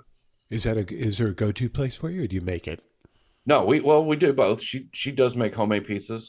We do have a little local place that makes some pretty fantastic pizza, and we live about a mile from there. So just about the time I'm hanging up the phone, they're ding on ringing the doorbell, and I'm What kind of crust is it that you prefer? usually thicker crust. I don't really like just not the super thin kind, and I don't like the super super deep dish. So basically, just I guess just a regular hand toss. Hmm. Yeah, we want to make sure we ask you a lot of questions because we want our audience to know that besides beets and mushrooms and lima beans, that you actually No, like some other no, foods. So, you can't. No, don't include mushrooms. I love mushrooms. I just don't okay. have to have them on a pizza. But I will eat raw mushrooms. I will eat cooked mushrooms. I will eat the hell out of some mushrooms. She likes pepperoni mushrooms. I like pepperoni banana peppers. So we meet in the middle and get pepperoni banana peppers and mushrooms. So the banana peppers are your favorite peppers, and are they pickled? Yeah, yeah, and it's just like the typical, the pepperoncini type stuff that you would get at Hmm. the grocery. Hmm. I just love them. I'm from Texas originally, so I kind of like spicy food. Anything that's got a little bit of zip to it. You know, I don't look at mild sauce packets. I'm just like, give me the hot. So I like when something isn't is just without heat or spice. It would be kind of bland, but then you throw that heat on it, and it's like, wow. It's like I know we don't do brands, but I'm probably safe with this one. Cholula, the hot sauce, Sure. and like Frank's, we put that on everything, and we buy the big bottles of the Cholula because we go through a lot of it. Um, Hmm. so yeah, that's why the I just like banana. I've always liked banana peppers. I just like the way Have they taste. Have you plugged in with Chili Crunch? Chili Crunch? No. Yeah, there are a lot of different brands of Okay. Chili Crunch, and Okay. it's usually a variety of chilies and garlic and onions and black beans and Okay. oils and stuff like that. And it's phenomenal. If you like a little bit of zip to your food, you should Yeah. go. I think they have it at the Walmart, the famous one, Lao Ma, I think is Okay. what it's I'm gonna called. check that out And because it's amazing. we always. I mean, I'm surprised she doesn't know about it. But yeah, I mean, she would totally be up for it. So, Oh yeah, check that out. well, it's really cool Definitely. too because we've got one of my friends. He's married to a Cambodian woman for the last 25 years, and she's got some spices that like when I go to his house, it's an experience. But most time he'll send me home with a bottle of something or other that nobody here has ever heard of, and Hmm. so I'm always looking for new stuff. So chili crunch, you said? Yeah, Chili Crunch is the Okay. overall name of the product. It's not the Okay. exact name of the bottle, but if you just ask for Chili Crunch or Okay. go to the Okay. international or Asian aisle in your Walmart, they'll have Well, it. we actually have an international market here that we just discovered. Well, she discovered years ago, but she finally talked me into going. But I mean, it's every nationality you could ever imagine. So we'll definitely check that out. Oh yeah, you'll thank me for that one. That's for Okay. sure. You Fair. see, good Fair. stuff comes out of everything. I know. So you just let the beats thing go, and we'd be fine. But you just keep Well, bringing it I back. we're done for the moment on Okay. that. Okay. Um, so, are you a Mac or a PC guy? I am a PC guy who would rather have a Mac. And you're Do going, tell. okay, that makes no sense. Well, I've supported Windows PCs for 35 years. Getting a Mac, same reason when I went into business, I started working on PCs because if I was working on Macs, I'd be broke and hungry. Hmm. They just don't break. They're just quality. But there's a learning curve, and it's not for everybody. Now, I have an iPhone and an iPad, so I'm familiar with the iOS architecture, and I like this. I fought getting an iPhone. I went from a BlackBerry to I upgraded from a BlackBerry. You remember those? Yeah. I had a choice to upgrade, and I had a choice between the current generation Android and the current generation iPhone, and I went Android because my little tiny pea brain could not comprehend that I could do everything with one button. It just didn't. I just my Capricorn brain said you need a button for this, a button for this, a button for this, a button for this, and I fought Apple for years, and it was Android, Android, Android, and eventually I got an iPhone accidentally somehow, and I would never go. I just couldn't do anything but PC. Like I said, PC is where I make my money. Macs, I couldn't make any money. So Macs are better, stronger, more expensive, and if you know PCs, you may not be able to figure it out. But yeah, as far as what I prefer, PCs just because it keeps me fed. Let's break that down a little bit. Like you, I'm a guy, if you went back 30, 35 years, a Yeah, guy who likes to get under the hood and play and tinker inside right, of Windows right, boxes. right, People didn't do that with Macs. right, Also, the Mac ecosystem seems right. just like a bad way to do business. And so, where do you stand on those kind of two issues? Because they're separate, but they're along the same path. Well, Macs are hard to work on because they make them hard to work on. I mean, they're not designed to be user replaceable anything unless you already know how to do that, and then you're good to go. But I mean, with a Mac, if you don't put in the right screw, that thing won't even turn on. Hmm. And I believe me, it's happened. Now, as far as the ecosystem, a lot of that comes into, and I deal with this a lot when it comes to people talking about convenience versus security and privacy. And, there's a big line. How convenient do you want your world to be versus how secure you want it to be? If you are on a Mac ecosystem or an iOS or Apple ecosystem, I like the fact, and again, I'm a computer guy, but I like the fact that I can take a snapshot on a screenshot on this device and then go into the other room and my iPad, there it is. I like that. I like being able to do it on my iPad and it's on my Hmm. phone. Um, I like the fact that, and if I had a Mac, same thing. I'm not necessarily sure that that necessarily would work. Like, for example, text messages. If you send a text to an iPhone, it's going to show up on your Mac. Now, I happen to know a couple that ended up not working out so well for them because Hmm. the wife was sitting at the Mac while the husband was using the iPhone. Yeah. Now, as far as privacy, security, and all that, I mean, pick a company. Microsoft, Apple, Google, YouTube. I mean, it's how much privacy, true privacy, are you willing to give up for the things that you love every day? I love the fact that I can start watching a YouTube video on my phone or my iPad, and I can go walk out to my garage and I can play it on my TV right from my phone. And then when I'm done, I can go right onto YouTube and it picks up exactly where I left off. Hmm. I like that. I could watch a 3 hour, whatever, bits and pieces here, but there's a trade off for that. I get comments all the time, people about you're preaching about privacy, but you have a YouTube channel. I said, well, you have an email address that you had to put into YouTube in order to reply to me that I shouldn't do that. And it's you're making all this content. You trust YouTube. I'm like, well, if I didn't have that channel, which I couldn't get without the email address, you wouldn't be able to comment because there'd be nothing to comment on. So it's a trade off. You know, privacy, security, two-factor authentication is what's convenient for you versus what scares you. What about the And proprietary aspect of the ports and the cables and everything is separate and everything is special? It's just for that well, system yeah, I mean instead of being able they make to. it that way on purpose. So you have to go back to them to do anything, to either repair or to upgrade or anything. It's actually kind of smart. From a business model standpoint. Yes, Yeah, yeah. from a business standpoint, absolutely smart. From a convenience, but most people who use Macs probably just buy the Mac that they want. They don't care about the upgrades because it just works faster than anything Microsoft or Windows is going to come out with. So they have a very specific need for it. They're designers and editors and whatever, and if they buy the machine that does what they need, and 5 years from now, it still works. So Right. it's a trade-off. You spend Well, a lot more money, but you don't have to yeah, upgrade. I'm the guy who wears things and drives things into the ground. You remember the basketball player Kurt Rambis used to play for the Oh Lakers? yeah, big The guy Googie. who had tape around his Uh-huh. eyeglasses. Yeah. Oh yeah. And He's a Laker, wasn't he? Wasn't he LA yes, Lakers? yeah, he Yeah. was a Laker. Um, so I'm kind of like that. The PC I had prior to this Mini I just got, which I love, Yeah. was like 14-year-old i7. But it worked this whole time. But I just Right. wanted to be able to do stuff faster and Right. more Right. hardy. But yeah, so staying up to date, getting the latest phones and Right. this and that is kind of a thought process that I don't really understand, I guess. Yeah.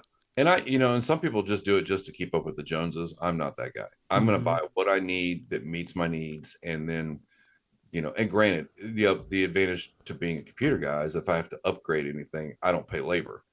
It's my time. Right. Right. Whereas you might have to pay somebody to upgrade you from one video card to the other, upgrade your operating system, or clone a hard drive, whatever. I don't pay for that, so it's not really fair for me to say that it's not apples and oranges.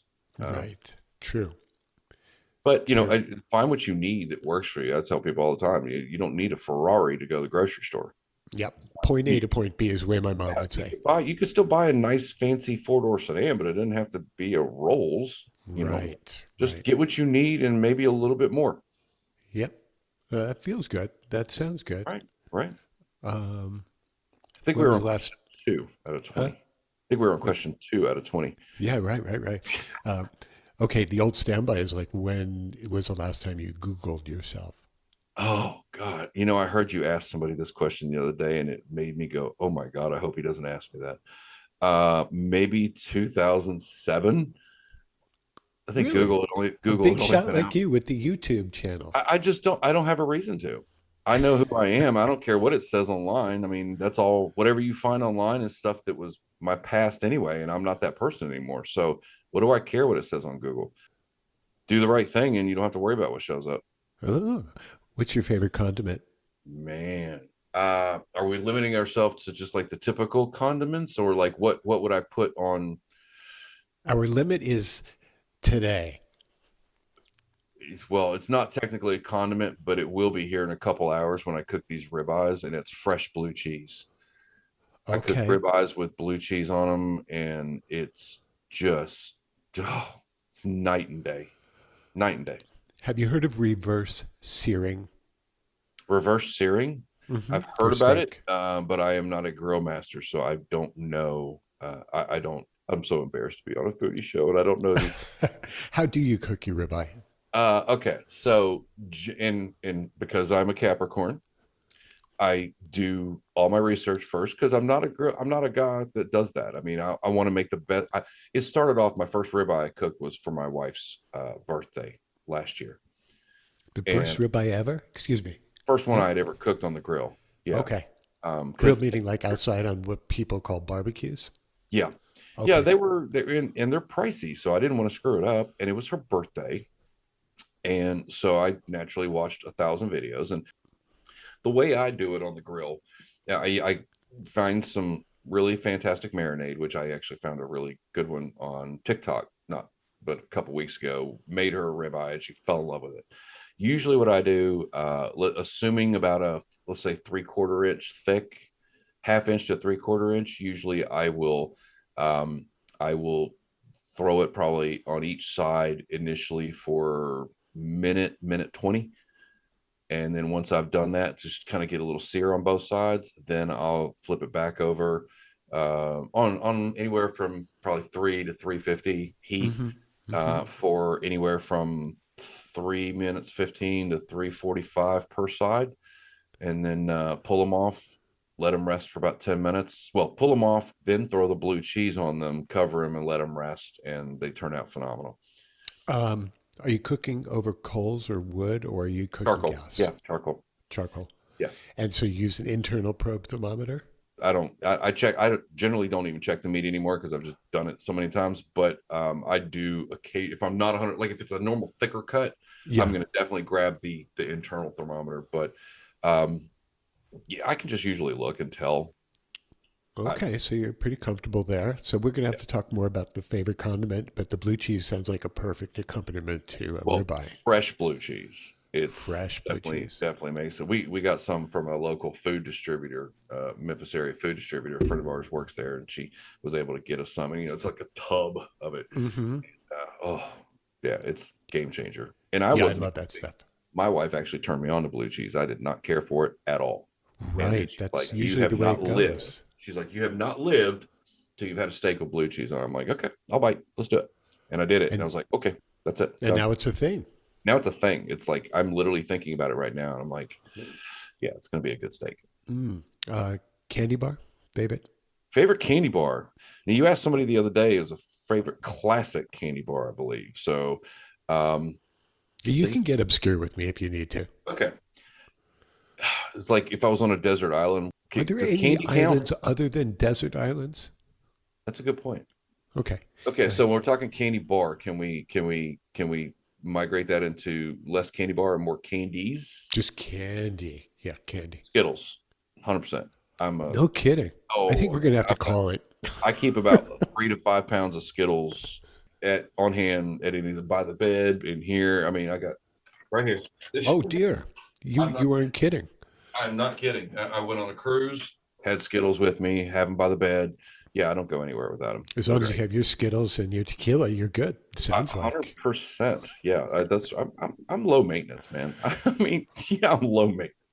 that is pretty wild. Skittles. As far as candy bars, Hmm. I do love a good Snickers. As far as chocolate candies, I really love Rolos. Hmm. Always love Rolos. What about you? Interesting. Uh, Candy bars? Yeah. Oh, classic stuff. Fifth Avenue, Okay. um, You like Score? Score, Snickers, Okay. Reese's peanut butter cups. Oh, you just Cindy. You and Cindy are gonna be great friends because A she loves s Scores and Reese's peanut butter Oh, cup. do you guys have Trader Joe's Yeah. near you? Yeah. The Trader Joe's chocolate peanut butter cups are phenomenal. Have you had Trader Joe's peanut butter cookie or peanut butter? It's what is it called? Oh, it's gonna drive me crazy. It comes in a jar about yay big, and it's just like you could just sit there and eat it with a spoon. Oh my Oh, god! it's like they call it a spread, right? Right, exactly. Yeah, but That's a marital aid. Actually, it's oh, in the wrong section. it's okay. Well, maybe so, but it's fantastic. Yeah, It's yeah, really no. good, and it keeps for like 100 years, so it's great. Oh, there's a good thing. Hey, you never know what might happen 10 years from now. I might be like, I'm really hungry and I'm too drunk off tequila to go to the store. So, It's funny. Anything that can keep 100 years is not usually something that's really, really delicious. Not in this house. I think that's when Twinkies were exposed finally, when Right. somebody said, stop doing those, stop eating those because they're, yeah. And the Okay. McDonald's hamburger thing, where someone Well, has one that just man, like doesn't go away, doesn't there's disintegrate. a trick with McDonald's. I mean, okay, if you hate McDonald's, you hate McDonald's, but there's a trick because I used to work at McDonald's 100 years ago. And when you go to McDonald's, if you order a hamburger, you're going to get what you would expect of a hamburger. But when you order, there's a certain thing called a grill order, where it's not just the one that they have under the heat lamp. They have to make it special just for you. So if you order it onions only or No ketchup. ketchup, something specific, Yeah, something that right. don't say no pickles, they'll just take the pickles off. Order it to something like if you say no ketchup, they can't remove the ketchup. So and every time I order a McDonald's hamburger, I order that way. Sometimes I just do mayonnaise only if I'm feeling crazy, but it's Hmm. always hot and fresh. I did. If I have to eat McDonald's, that's the way I'm gonna do it. I I've told people that because I don't personally do McDonald's, although it is really delicious. I'll give you that. But I tell Lynn, I said, you got to do a little something special on the order, Mm-hmm. you know, if Yeah. you want it to be fresh and Hey, hot. look, at So, 1 o'clock in the morning when you're leaving the bar and you're hungry, McDonald's suddenly doesn't sound so bad. You so know? they have mayo there? Oh yeah, yeah. I never knew that. They, Never. they don't they don't put it on there if you order a burger. It doesn't come on there but if you say I want mayonnaise only, they will put mayonnaise on it. It's actually really good. Do they have any items on their menu that they do put mayo on? Because talking about something that can last forever or Uh, not. yeah, well, that's true. I don't know. Honestly, I don't order a whole lot from Wow. McDonald's. I just Hmm. know that occasionally I'm craving a burger or I'm in a hurry or my wife says if you don't eat, don't come home, that kind of thing. Because she doesn't want to cook for you, or you No, need to like because she absorb knows the alcohol. she knows I don't eat and I'm going to be out 3 or 4 or 5 hours working on computers, and she's like, "You've got to eat something. I don't care if you go by McDonald's, get a burger or a chicken sandwich, just do something." Right. So I'm like, well, I'm not really craving chicken today because we've had chicken 3 days in a row. Let me go grab a burger, but I'm going to order a special burger. Hmm. Hmm. But yeah, some people don't know that. Some people just order burgers and then they curse the burgers, but you can actually make them not taste so horrible. It's a little life hack coming from your computer That's guy. all about. We're all about life hacks, man. It's what we do here. It's what we do. Oh God. The one that I love to ask is, have you ever been able to use super glue more than one time out of the tube? Oh yeah. As a matter of fact, funny you should mention that. No. That's how You I put got. that together with super glue. That's what's okay. First of all, I had to cut this. For those of who aren't watching, I have a homemade cardboard silver play button, and the little button in the middle where the YouTube logo is. I had to cut that out and super glued that, and then to give it depth and make it beautiful, Hmm. because it looks. You can tell it's very, looks. Oh, that's I a had masterpiece. I know, right? It's not that, but it's homemade. Who cares? But anyway, yeah, I super glued that this morning, and now the pieces are solid. So yeah, there you go. So it's not whether or not you've used super glue. Is the question Twice. was twice in the same day or twice ever? Oh gosh, It no, sounds like you just said you used super glue to make that, but I'm assuming that you made no, no, that in no. one You said, sitting. have I been able to use super glue more than twice in a tube? Oh, okay. So your tubes don't lock up on you and get rock hard and solid and like Yeah. nuclear kind of rocky. Well, you're supposed to put the cap back on it. Oh, that's what Now, I've that might be why missed. all your forks and knives and paper towels are stuck together. It could be. There you go. Yeah. What's your favorite kitchen gadget? Oh I should be gosh, asking your wife this. Eloise. That's her name? This is where you go. Okay, what the hell is Eloise? Right. For Christmas, it is my favorite gadget, but it's also because it's my wife's favorite gadget. For Christmas, I bought her a KitchenAid 6-quart stand mixer with Ooh. the attachments and all the things. She is fire engine red and beautiful, and it is the one thing that my wife refuses to take off of her kitchen countertops. Oh, that's where it belongs. Where are you going to Well, put it? right. I mean, as opposed to like putting it underneath the cabinet, so out of sight, out of mind, minimalist kind of thing. No, Have you she ever named her. lifted one of those things? They're about 300 pounds. Yeah. But she named her Eloise, and she sits proudly on our kitchen countertop. And yeah, that's my favorite. Well, actually, the thing that I don't know is this is weird, like the garlic or the onion thing, the press that's got like little blades in it. You just and it just makes a bunch of tiny, you know what I'm talking about, like Yeah. the garlic press or whatever. It's like Hmm. that is just it's so gratifying. My OCD, I'm so excited when I just scrunch it and it's just a bunch of little cubes, and I'm like, that was so easy. And then I Right. have to wash it, and then it's not so easy. But Right. All right. That's what that's myself. dishwashers are for. Yeah. Well, and Not. actually, you know what? That's not my. I have a little orange spoon that has a little Hmm. happy face on it. It's like got the holes in there, and it just makes me happy stirring things with that. I don't know why. It's weird. I told her I'm going to go buy a bunch on Amazon so I don't have to use them. I have to wash it every time I use it. I just love stirring with that thing. It gives me peace. Do you have a special mug? Besides my orgasm cup, Yes. um, Like uh, a I drink cup that you would be willing to bring out in public. oh yeah, I used to. I was while I was building my YouTube business, I was door dashing up to 10 hours a day, and I would have my wife's. She has a tumbler, big tumbler that's got her name on it. It was a gift from a friend, and she never used it, so she's like, "Well, here, you're going to make half a pot of coffee to go DoorDash all day, so why don't you just take it?" So yeah, I was Hmm. pretty much carrying out a Cindy tumbler cup with full of Are coffee. are you?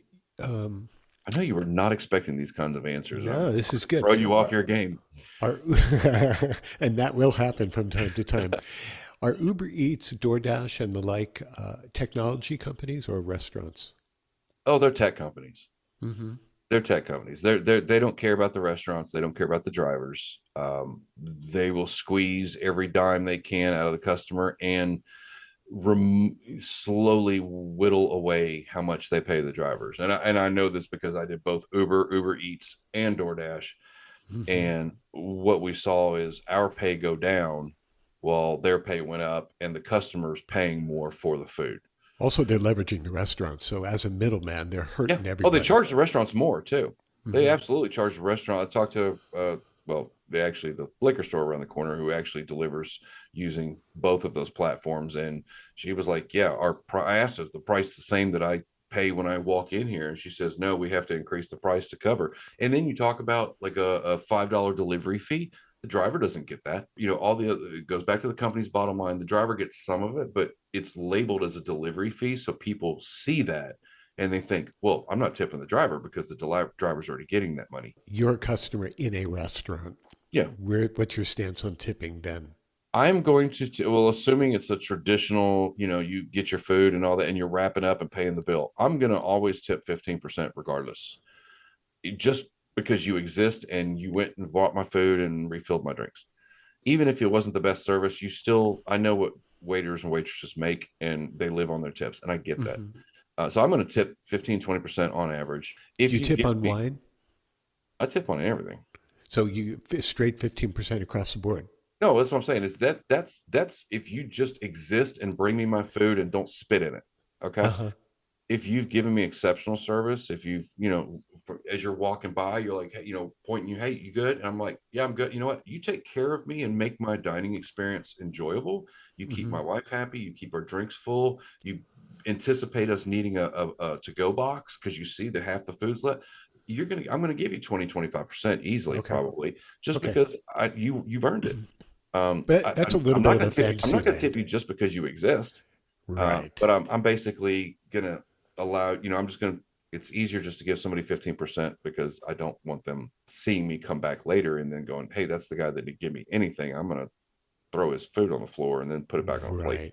Yeah, yeah, yeah, yeah. People's expectation and response to the way Right. that tipping has become with the little tablet or whatever Oh they yeah. put Oh there, yeah. and Yeah. it's a very awkward experience. 100%. We got a little a coffee shop here, a little local homegrown coffee shop that, it's got all the technology. You can swipe your debit card or whatever, and they got a tip jar. And I'm like, for what? I'm not tipping my barista. I'm not tipping a tip is to ensure promptness. That's what That's it right. stands for. Right. It's what it stands for. And that's, if you do your job and you are prompt and you're going to be rewarded. Running a cash register and charging me over $6 for a coffee doesn't deserve a tip. I'm sorry, it just doesn't. Now, if it's a quarter, it's the same thing. If a bellhop takes your luggage, you can give him a few dollars, or the driver that drives you a little bus around. If you have, when you're on vacation, give him a little few bucks. He's earning it, Hmm. But I'm not going to tip you just because you breathe, but I'm going to tip you well if you do a good job for me. Okay. So Simple as that. we would have to say put you in the pro column of being a tipper for Yeah, I'm any not product against. or service. I don't think that there will rarely be a time where I will not tip anything. Hmm. I'm not one of these Hmm. people going to leave 6 cents on the table as punishment for you. I will Right. probably tip you 15%, but when you come over to collect it, I'm going to probably tell you, you know what? Here's a bunch of things you did wrong for future reference. Take it, Right. and if you still have a job next time I see you, hopefully you will have heard that. What's your favorite pro sport? Right now, I've always been a big NFL guy. Uh, Admittedly, when Tiger was playing, I was not going to miss if Tiger was playing because the man could just do things on a golf course that just defy physics and logic. Same Hmm. with Jordan. I'm a big Jordan fan all the way back to 94, 84. Been following his career. Love that man. So basketball and golf for a while, but NFL, I'm a Tampa fan. I lived in Tampa Bay in 1976 when the team was founded. I've been a Tampa Bay fan forever, and believe me, I catch all kinds of hell about Tom Brady. I'm like, no, I'm not a Brady fan. I'm a Right. Tampa fan. I was there when they could not buy a game, and so we got 2 Super Bowls in our pocket now. I can live with that. Hmm. And that Baker Mayfield, he's something else too. So we'll see Oh how that yeah. goes. Oh, very good. So, Scott, before we say aloha for today, Yes, give us the Reader's Digest version of Ask Your Computer Guy. Ask Your Computer Guy is a place where it's safe to go and ask questions that you don't feel like you're smart enough to be asking. You feel like this is a dumb question and you end up in trouble because you just don't know what you don't know. That's a place you can go. You're Most people are just basic novice Windows users and they know how to do 5 or 6 things, and Windows is going to happen.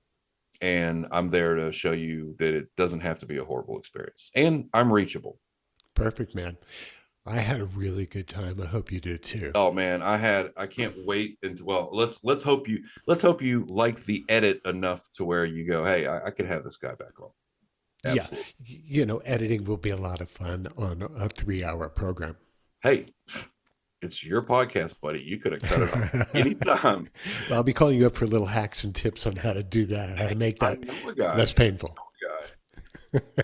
Yeah, no, listen, it's been fantastic. I enjoyed it tremendously. I wasn't sure what I was going to expect, but it's nice to actually talk to you in person and share some stuff. And it let me kind of get out of my own bubble for a while, and I think that was healthy. Now I have to leave and go marinate some steaks before my wife kills me. I want to know how that turns out. Oh, absolutely. I'll even send you a picture. Cool. That sounds great. Thank you Can't taste so it, but you can much. at least see it. Well, Okay. do the scratch and sniff thing or whatever's current these days. Because, I'll the just kids, they have all I'll this send you a stuff. picture of me just rubbing my belly. How about that? With that and some of that schmear you're talking about from Trader Joe's, Right? Right. right? Yeah. No, You not on got it all. the Hey, take care of yourself, buddy. I enjoyed it. 50 Tastes of Grey was a great place for you today. You did a great job, and I want to Thank you. say aloha, Scott. Thank you. Aloha to you too. I enjoyed the hell out of it. We'll talk to you Take soon. take care. Okay, bye.